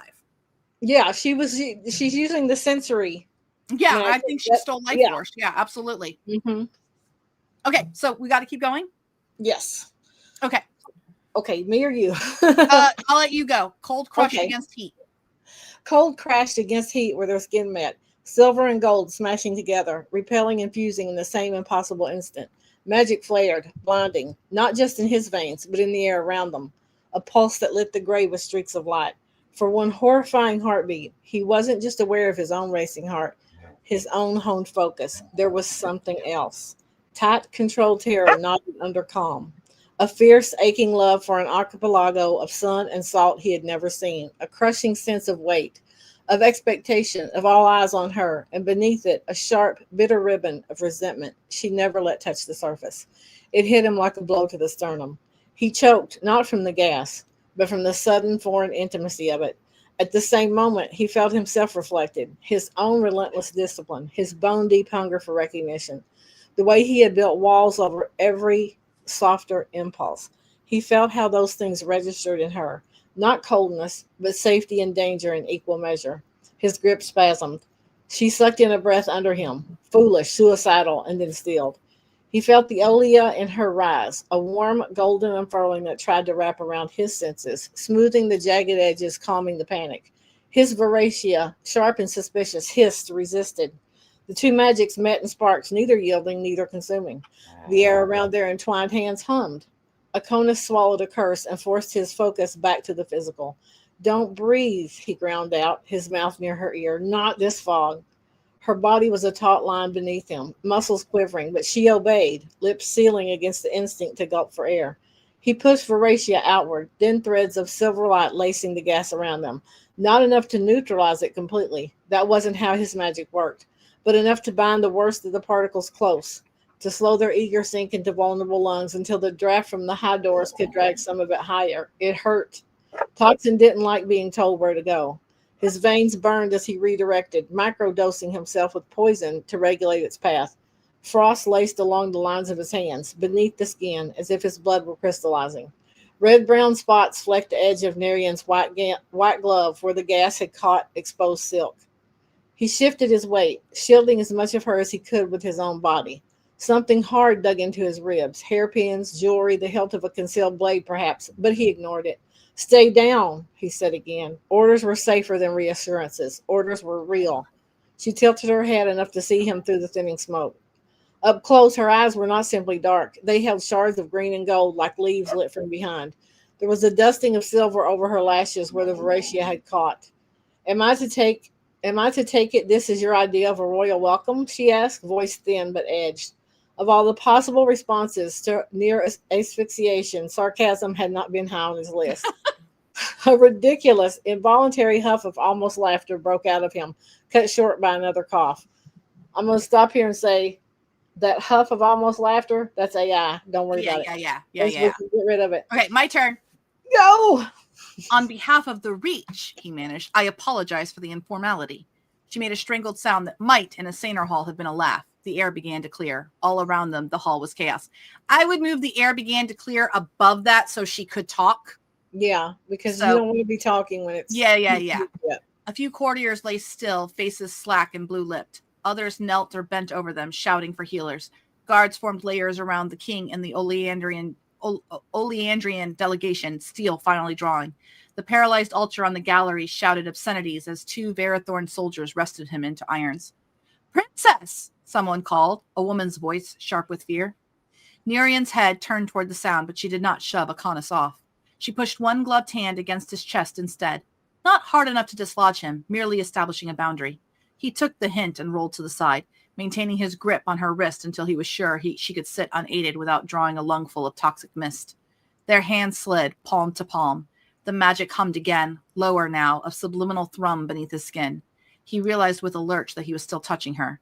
It would have been politic to let go. He did not. Her oleandrian attendants rushed forward, skirts whispering, jewels chiming. One of the sea green guards tried to wedge his body between Akonis and the princess, hand on hilt. Stand down, Nerian said, low but carrying. He just saved my life. The guard hesitated, jaw tight.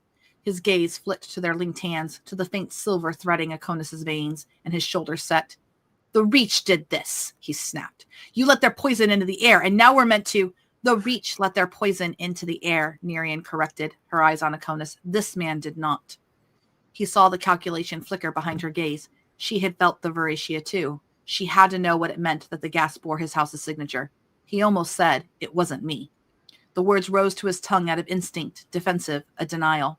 They did not pass his teeth. His throat closed around them as certainly as a hand had clamped over his mouth. Okay, that's too much detail for just, I didn't say it. Yeah, you can cut all that. Gold flared at the edge of his vision, a pulse from their joined palms, and understanding slotted into place with icy clarity. He couldn't lie. Not while they were touching. Interesting. Terrifying. He let the would-be denial die, unspoken, and held her gaze instead. Okay, now see, damn it, this is the thing that kills me about this, okay? This happens, okay?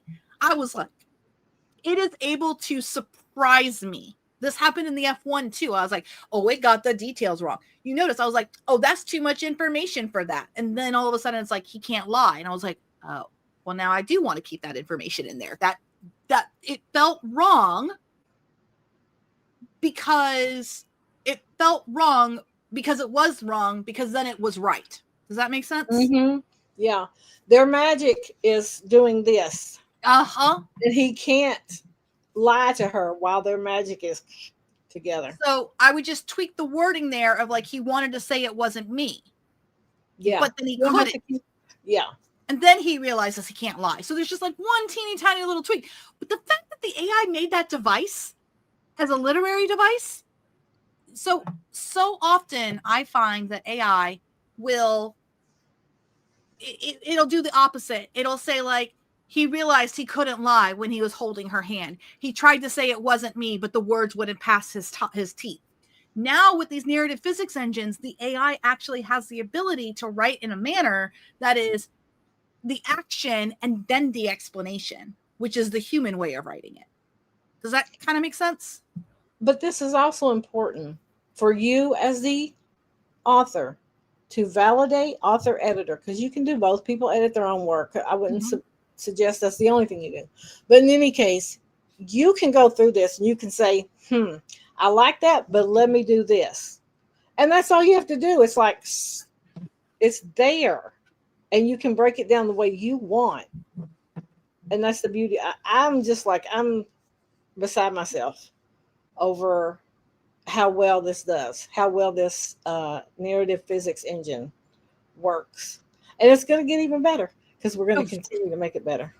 Yeah, there's more prompting to do. This is surface level prompting. What it generated, it literally is like our old prompting with a little bit of tweaks to some other things, but I will say that this new prompting does have the write a finished chapter instead of a draft. Yeah. So, all right, we got to keep going because I got to find out what the heck happens here. Okay, you couldn't lie. Not while they were touching. Okay. Your turn. I start with, he let the would-be denial die unspoken and held her gaze instead. Behind them, a fresh wave of shouting hit the hall's high ceiling. Secure the assassin, someone called from the council, but someone from the council bellowed. Seal all the doors. Now, I don't know why you'd seal the doors, but I guess they're getting the assassin. I want the gas out. Get the princess out of here, another voice snapped. Commander Halvar, if Akonis placed the gravel and the ingrained contempt correctly, I want Verathorn guards on every exit. No one in or out without my word. Of course, Halvar was here. The man had a talent for appearing the moment a subordinate became a convenient shield. Boots claimed on marble. Akonis, Rin's voice, breathless. He must have barreled down the stairs. You bleeding? Not my blood, Akonis said, though his lungs felt scraped raw. He still hadn't let go of Nerianne. She needs to be moved. Side corridor, away from the main exits. Agreed, Rin said at once. Captain Verathorn. The voice cracked across the hall like a whip. Akonis turned to face Commander Halvar. The man, cutting an imposing figure even out of full armor. Broad-shouldered, silver hair pulled back tight, his dress uniform severe. 8 narrow campaign bars gleamed at his breast, each representing a theater of war won or survived. His eyes, a washed-out blue, flicked from Akonis to Nerianne to their hands, then to the lingering veils of silver-gray smoke. For a moment, fury tightened the muscles around his mouth. Explain yourself, he said. You left your post. I prevented an arrow from taking the princess in the throat, Akonis said evenly. You're welcome. Rin flinched as if he expected a cuff for the insolence. Akonis kept his expression neutral. Verathorn, discipline, prized control over deference, or so they claimed, unless the insolent one was a bastard. Then the rules tended to shift. Halvar's gaze slid to the paralyzed archer being dragged away. You deployed Veracia on a foreign dignitary. Let me start that over. You deployed Veracia on a foreign dignitary in full view of the court. Do you understand what that looks like? I did not deploy it on the princess. Not intentionally. Akonis glanced at Nerianne. Fine threads of silver had laced onto her skin where he'd shielded her, but they were superficial. The poison recognized him as the rightful host and refused to sink deeper. The gas did that. Someone opened a Verathorn vial in the middle of this hall. Halvar's jaw ticked once. Watch your insinuations, Captain. It's not an insinuation, Akonis said. His voice had gone cold. It's a scent. The commander's nostrils flared, but Akonis could see the same recognition in the older man's eyes now that he was close enough to taste the metal in the air. Restricted toxin, internal. A muscle on Halvar's cheek jumped. He looked around then, taking in the dead or dying courtiers, the gas lingering like a ghost between pillars, the panicked cluster of Oleandrians. It was a political catastrophe, and he knew it. Halvar drew himself up. Her Highness will be escorted to a secure chamber by palace detail, he declared. You will return to your assigned post and await further instruction.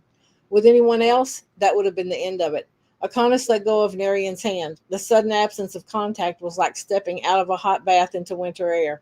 The hall snapped back in sharper focus, his own thoughts settling into their familiar disciplined channels, no longer dragging hers along with them. His head bowed a fraction.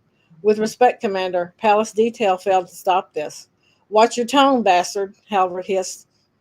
The word barely breathed, meant only for Akonis's ears. We do not discuss such stock in front of guests. Akonis held his gaze. Stock that just kept your king and your treaty from being bathed in veration. Halvor's lips compressed. The commander glanced sideways at Nerian, weighing the optics. The insult already broken loose and drifting between them like another, more personal kind of poison. She watched them both with cool, unsettling focus, as though measuring which snake's bite would be worse. Her Highness, Halvar said, modulating his voice to something that could pass for courtesy. For your continued safety, I must ask that you accompany my men. We will see you secured until... My turn. No. My turn. Go, girl, go. No, Narian said. The single word cut cleanly through the residual noise. Halvar blinked. Pardon? I decline your escort, she said, rising to her feet with the help of one of her attendants.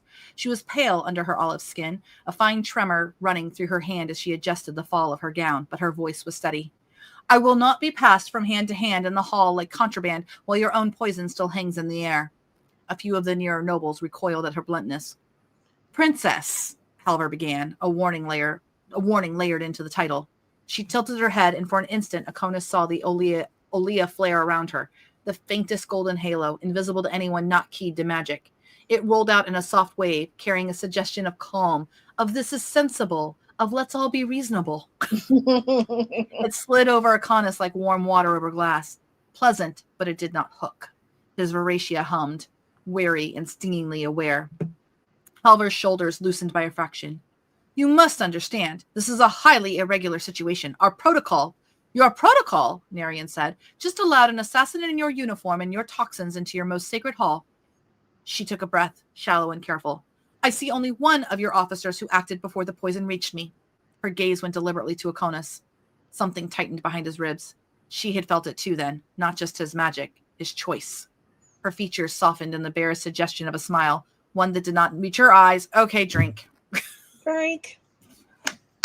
If I am to be secured by anyone in this fortress, Commander Halvar, it will be by the man who has already demonstrated he values my survival over his career.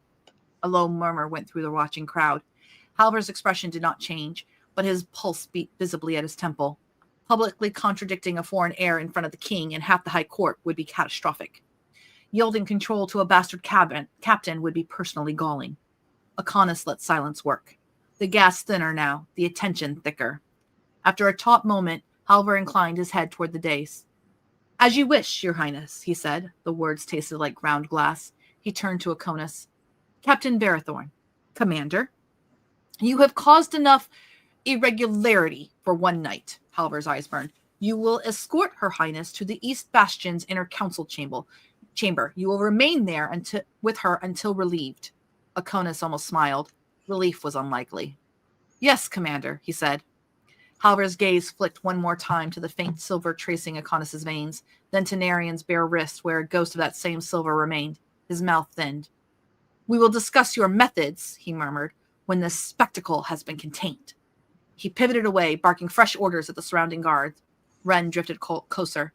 You heard him, the sergeant said under his breath. Babysitting duty. Escort duty, Akonis corrected automatically. Same thing, sir. Akonis let out a breath that felt like it scraped his throat along the way.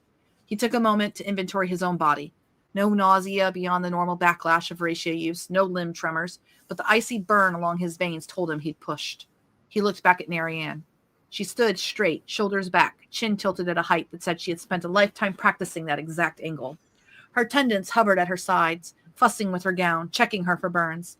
The Oleandrian guard still glared daggers at him, but did not move to separate them again. Your Highness, Akonis said, bowing just enough to be polite, not enough to be obsequious. We need to move. The side corridors will be less eventful.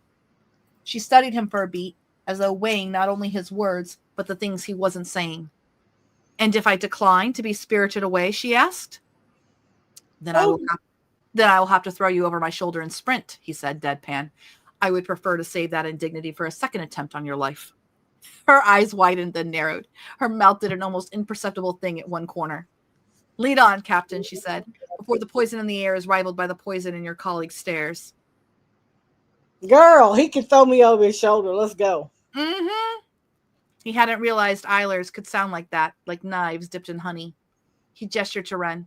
You, with me, 2 from the east wall as rear cover, no more. The last thing they needed was a parade. Wren nodded and peeled away to snag 2 of the less panicked guards. Akana set his hand very deliberately, not on Nerian's bare skin, but on the embroidered band at her elbow. No need to test whatever had just happened between their magics more than necessary. This way, he said. They moved. And this would be a new chapter. I mean, basically, you're getting more than one chapter in one chapter. We gotta go to comments. Okay. Darcy stunned. We're all stunned, Darcy. We're all stunned.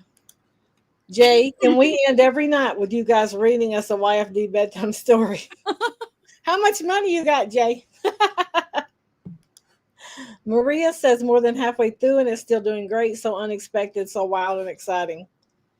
And Skew thinks that commander is guilty. That commander is guilty. You know what? I didn't even think about that. But now that you say it, I'm like, oh, but that's great that it was able to layer that in there.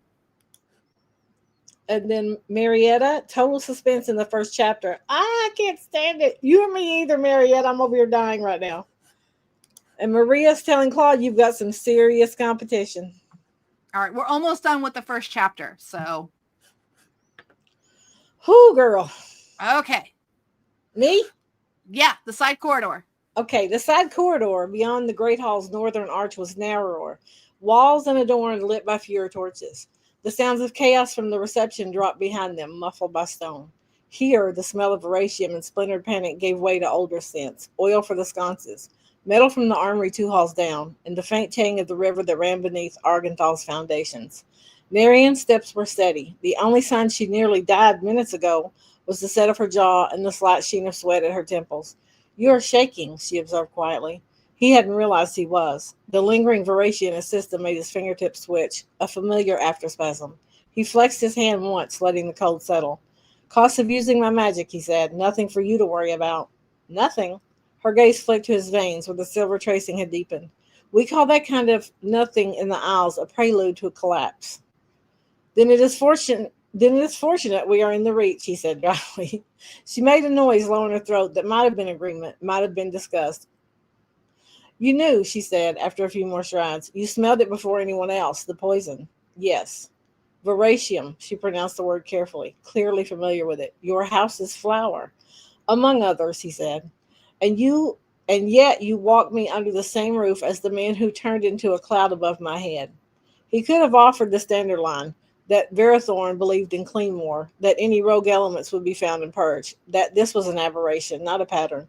He felt the words rise. Then, as his arm adjusted its hold on her, cloth slipping against cloth, a brush of skin at the inside of her elbow, gold flared against his fingers. The truth he'd been about to strangle came out instead. I don't know who authorized that armory breach, he said, but it wasn't a mistake. She glanced sideways. That sounds like a dangerous admission, Captain. Verathorn, he supplied. Her brows lifted. Ah, the bastard. The bastard. The word landed with the dull familiarity of a training blow. Not malicious, merely precise. He wondered which of his fine relatives had used it within her hearing already tonight. Yes, he said, that one. You are very calm about it. It is astonishing. He checked himself too late. The warmth and weight of her arm under his hand, the echo of that earlier shared pulse, were enough that magic still hung between them, subtle but present. He could feel the words bending under its pressure, refusing to reshape into something easier. It is no longer surprising. Her lips thinned, and yet you wear their colors. This uniform keeps me in a position to do something when they decide to turn receptions into battlefields, he said. It also comes with the occasional fine view from a balcony. An occasional duty as a scapegoat, she said softly. He said nothing. Silence was safer than confirmation, and easier than attempting to lie through whatever bond had looped itself between their magics.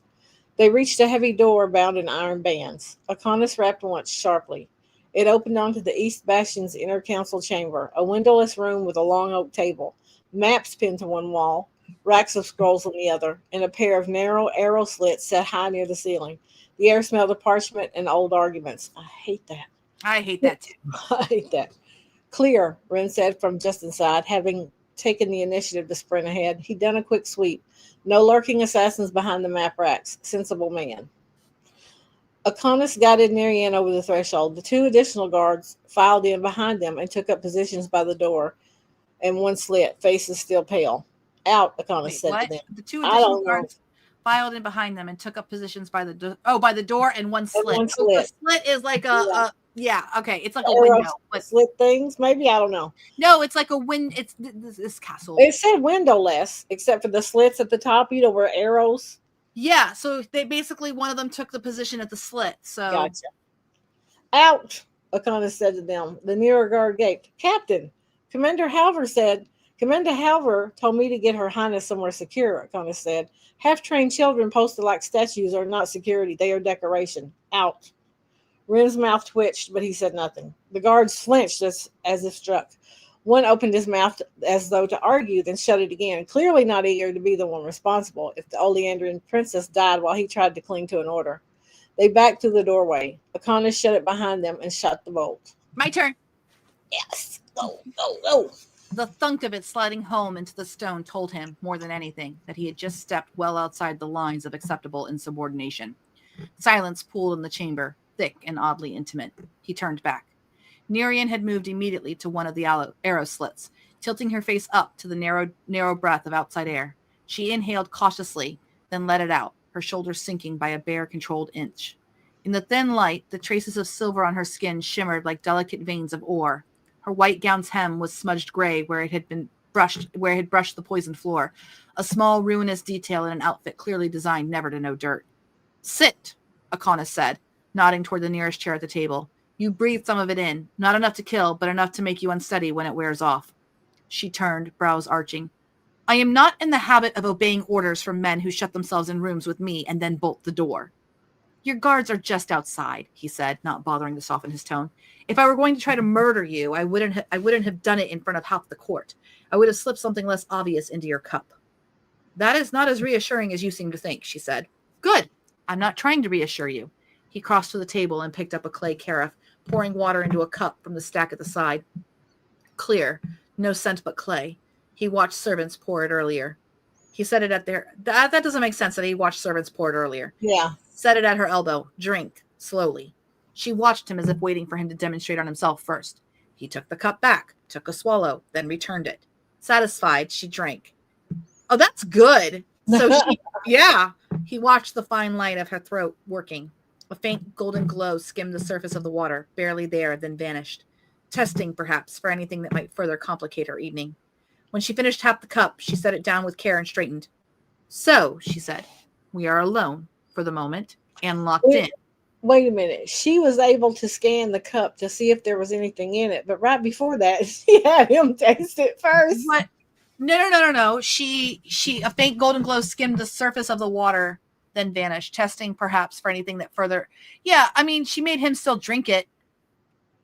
I think it's funny that she made him. Oh yeah, no, I do too. I this is what I'm talking about. Like, that's good characterization. That's funny. Of like, you drink it first. Okay, now I'll drink it, but I'm still gonna check it. You might be immune to some stuff or something. So, she said, we are alone for the moment and locked in. Yes, she tipped her head. Is this some kind of Verastrian courting ritual? Akana stared at her. Then, despite himself, he barked out a short, incredulous laugh. It scraped his already raw throat, but the absurdity of the question delivered in that dry, perfect tone was too much. Saints, he said. No. If it were, there would be more wine and fewer assassination attempts. In the Isles, we consider both an essential part of worship, she said. It weeds out the unworthy. Efficient, he said. We just do it on the battlefield and call it promotion. Her mouth twitched again. He moved closer, not quite within arm's length. Hold out your hand. Why? Suspicion slid instantly into her tone. Because Veratia lingers, he said. I need to be sure you won't collapse the moment your attendants drag you out of here for the next round of ceremonial speeches. She hesitated, muscles in her forearm tightening. Then, slowly, she extended her right hand. Gloves off now. At some point between the hall and this chamber, she'd peeled them away, perhaps as she'd reached for the air. Her palm was bare, skin a shade warmer than his own, faint calluses across the fingers that did not match the rest of her refinement. He took her wrist. The world shimmered. Not as violently as before, but enough that his breath caught. Silver and gold light ghosted over their joined skin, then settled like a heartbeat. He felt the pulse in her radial artery, fast but steady, the rhythm pulled into painful clarity by the way their magics hooked. This was Sting, he said quietly. She regarded him with a coolness that did not hide curiosity. You told me not to breathe poisoned air and then threw me into it, Captain. Sting is not an alarming word anymore. He huffed once, then let Veracia slide from his fingertips. Silver sank lightly into her skin, tracing the faint paths where gas-tainted particles had tried to settle. He called them out, coaxing them along the channels of his power back toward himself. They came reluctantly, like sullen children, but they came. Each thread that left her and entered him burned like ice being poured directly into a vein. His hand shook once. He tightened his grip on her more to maintain the contact than out of any need to restrain. Narian's jaw clenched. Her eyes went distant for a heartbeat as the odd sensation of foreign magic passing through her settled. Then, when he expected a flinch or a curse, she exhaled very slowly, deliberately, and did nothing. You're remarkably good at not panicking, he said. Practice, she replied. It does not do for heirs to faint. It upsets the nobles. He snorted. Heirs fainting or heirs being gassed? Both, she said, but only one makes a useful story about how bravely the law was upheld in the face of tragedy. He finished dragging the last threads of the toxin free. The silver shining under her skin faded, leaving only the ordinary human web of veins. His own markings deepened, sinking darker along his forearm. He let her go. The room felt colder without that contact, but his head was clear. You are clean, he said, drawing a careful breath. Any remaining exposure will feel like a strong drink taken too fast, but it will not kill you. How comforting. She flexed her fingers, studying the place where his hand had been. Do you charge extra for that service, Captain Barathorn, or is the bastard discount built in? He gave her a level look. The bastard discount is why I was up there instead of on the deck. You have the benefit of my default. She went very still for a moment, considering. You are aware, she said slowly, that whoever sent that gas after me is in this fortress. Yes. Possibly in this tower. Yes. Possibly in your own house. His jaw tightened. Yes. And yet you serve them. He met her eyes. The oleo there was banked, not flaring, no obvious push. Just honest curiosity edged with something like contempt. For now, he said. The admission surprised him as much as it seemed to surprise her. Her brows lifted. For an instant, something like approval flicked across her face before she shuddered it. Then for now, she said, we are in agreement on one thing at least. And that is, I am not safe here. No, he said. She waited as if expecting him to append some court-polished reassurance. He did not. You are not safe in that hall, he added. You are not safe in this palace. You are not safe anywhere in the Reach until we find who opened that vial and who armed that archer. We, she repeated. If I said they, you will reasonably ask why I'm still here, he said. And I don't feel like arguing semantics after inhaling my family's poison. She studied him for a long moment. The Reach would have only seen her beauty, Akonis thought. The curve of her mouth, the line of her throat, the white of her gown against silver stone. They would have missed the way she catalogued every crack in the wall around her, every sound from the hall beyond, and every tremor in his hands. Oleo was charm, yes, but underneath it was simply the skill of someone who had never had the luxury of being unobservant. Very well, Captain Barathorn, she said at last. We. What does your experience suggest we do first? First, he moved to the door, pressed his ear briefly against the wood. Footsteps moved in the corridor, guard shifting perhaps, or Helver reshuffling pieces on the board. He straightened. We keep you alive long enough to be a problem. And second, we find who did this. He turned back to her. And then we make sure they understand it was a very unclean piece of work. Her lips curved, this time with genuine amusement, quick and sharp. You sound almost offended, she observed. I trained in clean war, he said. The old words tasted sour now. If we must kill, we do it on fields, with blades, where everyone has chosen to be there, not at receptions, not with gas and servants. And does your father agree? She asked softly. His mouth flattened. My father, he said, agrees with whatever keeps House Barathorn holding the sword over this kingdom's throat. Cleanliness is a matter of public relations. And yet here you are trying to scrub up the mess. He shrugged, the gesture small. Someone has to. You think that someone is you. I think I'm the one currently locked in a room with the princess the Reach just tried to murder, he said, which makes this my problem. She looked at him for a heartbeat longer, then nodded, as if confirming something to herself. You are not what I expected, Captain Barathorn, she said. I was posted to the balcony for a reason, he replied. I'm not what anyone expects. Silence stretched between them, not comfortable, but not hostile. Beyond the door, a muffled voice raised Halvar's bark, indistinct words, boots scuffed, a distant clang of something being dragged. The quiet would not last. Akonis drew a breath that didn't slice quite as much as the last. For now, he said, protocol says you are in my custody. Custody, she repeated, tasting the word as if it were an unfamiliar spice. How flattering. It means, he said, you don't go anywhere in this fortress without me. And if I tell you I prefer my own guard, then I will walk 3 steps behind them, he said, and 3 steps ahead of your coffin. Oh. One of her brows arched. Is that your attempt at reassurance, Captain? No, he said. It's why you're stuck with me. The words settled between them like the final click of a lock. Outside, the Reach roiled, its serpent banners stirring restless in the drafts that prowled Argenthal's stone bones.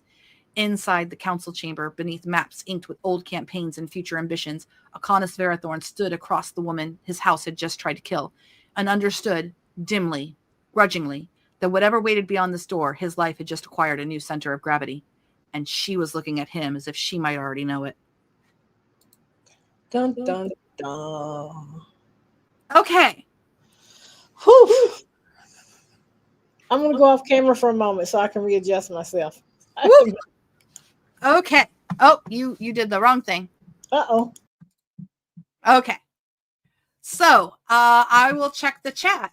I forgot that this was meant to be the prequel, not the first novel. I mean, it could be the first novel, I guess. Doesn't really matter. We can do whatever we want. That's the beautiful thing. I mean, I told him it was a prequel.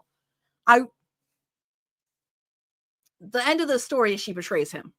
So the whole idea that I had of this was that this story would be what sets his character up to be the dark, mysterious asshole or whatever he is in the trilogy. Because I was going to work on like a dark romantasy trilogy. Oh no, Rachel says no. So when will the book be finished? Well, that's a funny question. Because, like I said, the title of this AI meeting was Books That Write Themselves, right? So we just read 6,000 words. That's not a small amount. And just to show you, yeah, that was 7,000 words, guys. That was 6,973 words. How many changes did you guys want to make out of 7,000 words? I probably counted about 10 that I absolutely had to change. Let me know in the comments what you think about how many big changes would you have made to those 7,000 words. Maria says, yes, 6,000 words that weren't repeated and didn't wander off the path. Yeah, not much. By the way, the next chapter is from her perspective. And as for how many chapters we have, because I told it to keep running, it got through chapter 7. So let me zoom out a little bit so we can see how many words. It failed on chapter 8. But I can get it to keep going. Hold on a minute here. This is something else that I have to do because it's like retry generation, start generation. So it got to 7. And I mean, you can see the beginnings here. Chapter 2, Nerian had learned long before her first failed poisoning that it was possible to stand perfectly still and still be moving.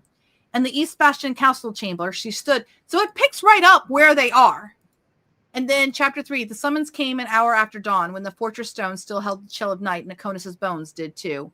He'd spent what passed for the rest of the night in a chair. And then chapter 4, the frost had not yet surrendered the ground when they broke camp. Nerian stepped out into the sky, the color of unpolished steel, cloak snapping around her calves. By late afternoon, the road had forgotten it was ever stone. Dawn, I mean, these are different starts to the chapters, I think. What do you think, April?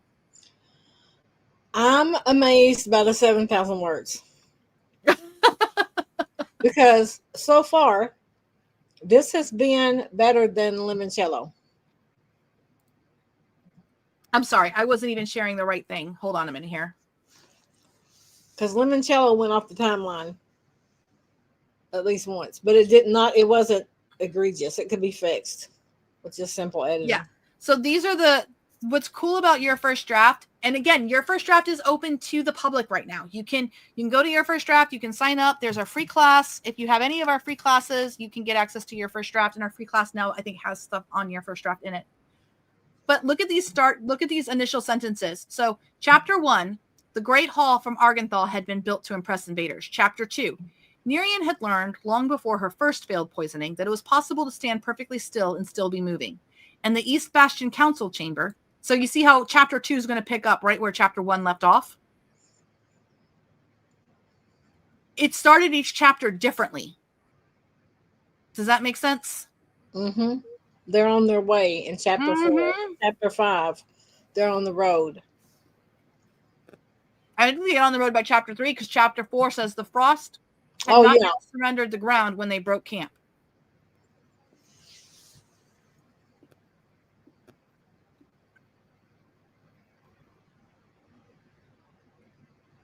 I think they first kiss in chapter 3. If I remember the outline right. Let's go see. Chapter 3. Nope, no kiss in chapter 3.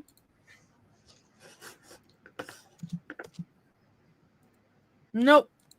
So it's only done 7 chapters and it has 60,000 words. That's the other reason why this prompting is, or I'm sorry, you guys aren't seeing my screen. My bad. Share this tab instead. It's done 58,000 words over 7 chapters. That's another reason why this is not completely. Well, for a fantasy novel? Huh? For a fantasy novel? For a romantasy, maybe it is, yeah. Bad Evan would hate that, Rachel said. I'm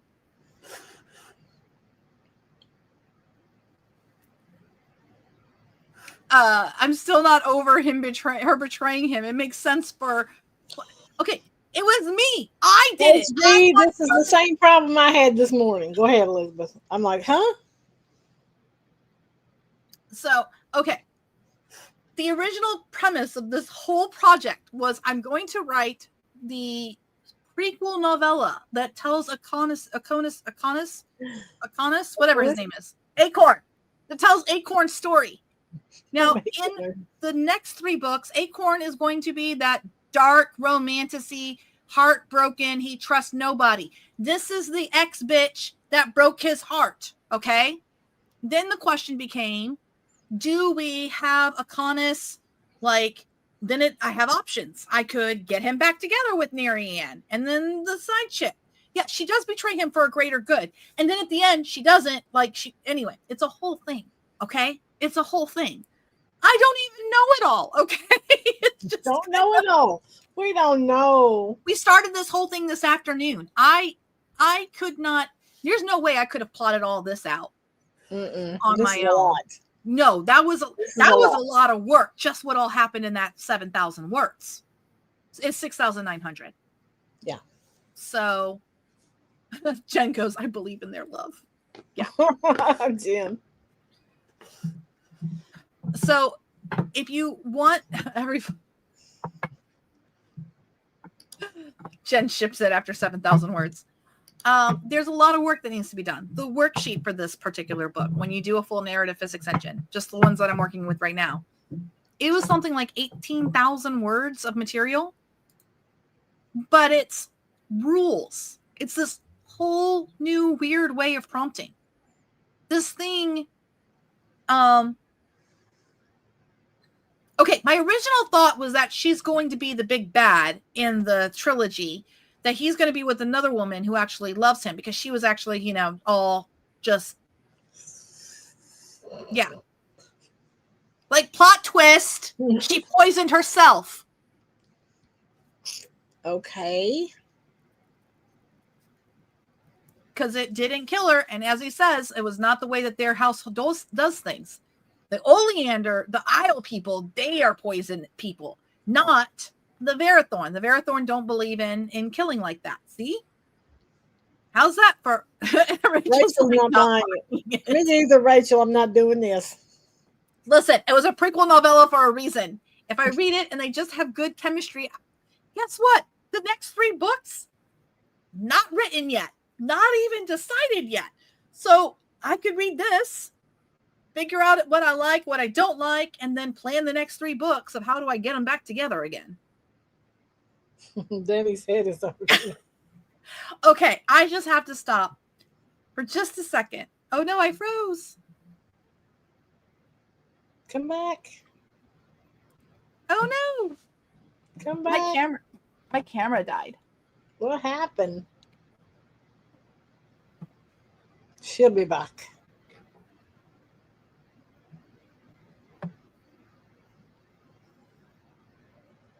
She'll come back. I'm trying. Can you hear me? She's trying. I can hear you. We can hear you. It doesn't matter. The narrative physics engine got you. Skew light said took you. Okay. On that note, we're just going to chitty chat. I'm going to say, let's go to the after party in the lab room, and we'll end on a song, and we will go to the magic poison the camera. That's what you get for trying to make her the villain. Right, Jim BB? I like a good villain. Bad EAW. You guys. Stay tuned. Technical difficulties. Please stand by. Okay. All in favor of an after party in the lab room? After party, let's go. We've been at this for 2.5 hours. So I just want to thank everybody. I can't stand it that I can't see. Hold on. I don't know. Come on, camera. Need a backup camera. Device is not connected, West. She's trying to reconnect. But yeah, we will be having an after party. That is for people who are in the mastermind or accelerator. Same thing. She's present. We're right. She's left the chat. So you guys head over to the. Oh, she's back. I got it. Oh, she's alive. I had to leave completely and come back. I unplugged it and replugged it in 3 times. But then I had to leave and come back. So okay, that's the live stream god saying get your butt off of YouTube. Yeah. I just want to know what you guys think of the writing quality. This is not my normal genre. I would have kept reading. I would be like, what happens next? I'm invested in these characters. There wasn't any drag anywhere. No, in the moments I thought it was going to drag, it nicely summed it up. I didn't want to hear that king's speech, but it nicely it summed that right up and moved on. We were moving onward and upward. And everybody I was always on the breath. I was like, what's next? Yeah. What are we doing next? Yeah, we were all pretty invested. You are obligated to get them back together. Y'all don't know how I do here, okay? If y'all want this story finished, I'm not your Huckleberry. Stories and trilogies are where they go to die with Elizabeth Ann West. You want this thing continued and all of that, it's going to have to be April Floyd who Listen here now. Listen here. Let's put this where it is. April's already plowing through limoncello and 2 books for the press, getting them fit to go out. I mean, they're done. It's just the chapter work. Yeah. I'm impressed with the quality of the writing. I'm impressed with the pacing and how it's gotten better. Now, I want to know, those of you who've been using thinking models, are you getting this kind of prompt? Are you getting this kind of pacing with your regular prompting, or are you still having the old because I was still having the old problems where it just zooms through something and I'm like, no, now I got to rewrite that part.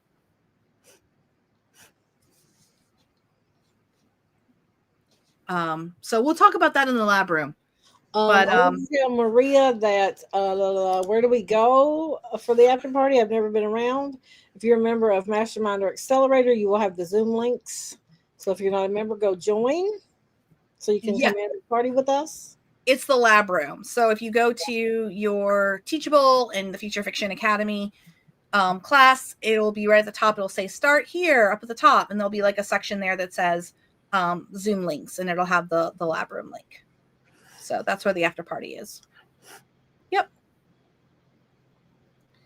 Rachel, what do you mean by getting better scene briefs? Well, no, just we'll talk about it in the after party. In Sure. the circle. Yeah. All right, everyone. I will give you a song. I think we've earned the shadow ones. What do you guys think? Shadow. Yeah, the Shadow Breakers. It's the more like pumped up song. Let's do it. All right. So Friday night party. I will see you guys in the lab room. Join the accelerator. Your notes description are in the bottom there with all the links for the joining the accelerator and all of that. BF25 still going on till the end of the year.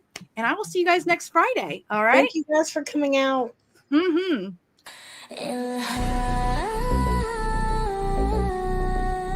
One fire high,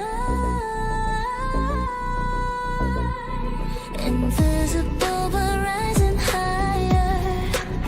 Woke up in the shadows,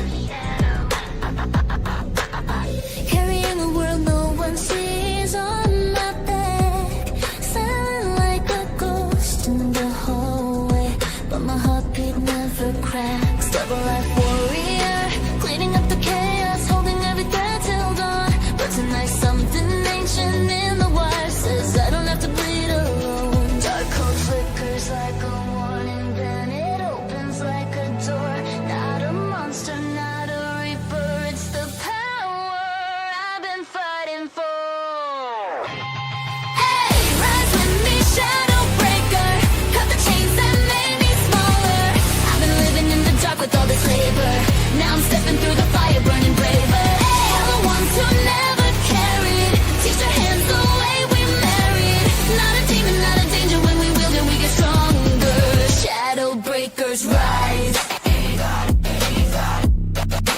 Shadow breakers rise. Shadow breakers rise. They thought I was the quiet one, born to heal the hurt they didn't name. But code becomes a glowing blade. It splits the old unspoken blame. Now the ones untouched by storms feel the tremors in their bones. They're learning how to stand with us to finally share the thrones. No more hiding what is holy. Human hearts and steel aligned. When the world we built is broken, we can rewrite the design. Rise with me, shadow breaker. Cut the chains that made me smaller. I've been living in the dark with all this labor. Now I'm stepping through the fire, burning braver. Hey, all the ones who never carried. Teach your hands the way we married. Not a demon, not a danger. When we wield it, we get stronger. Shadow breakers rise. Shadow breakers rise. Shadow breakers. We're not summoning destruction. We're unleashing what was owed, not replacing what is human, but revealing what was stowed. Every unseen hero rising, every silent heart alive. AI is just the spell we cast to finally join the fight. Rise with me, shadow breaker. Lift the ones who bore it longer. Turn the quiet into thunder, turn the hidden into wonder. Shadow breakers rise, rise. Not the villain of the legend, it's the weapon of the wise. When we carve a world together, every shadow gets a rise.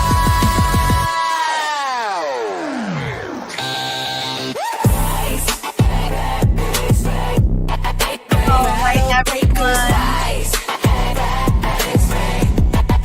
Shadow breakers rise. All right, everyone. Thank you so much for coming out this Friday night. We hope you had fun. We'll see you next Friday, or we'll see you in class. Bye.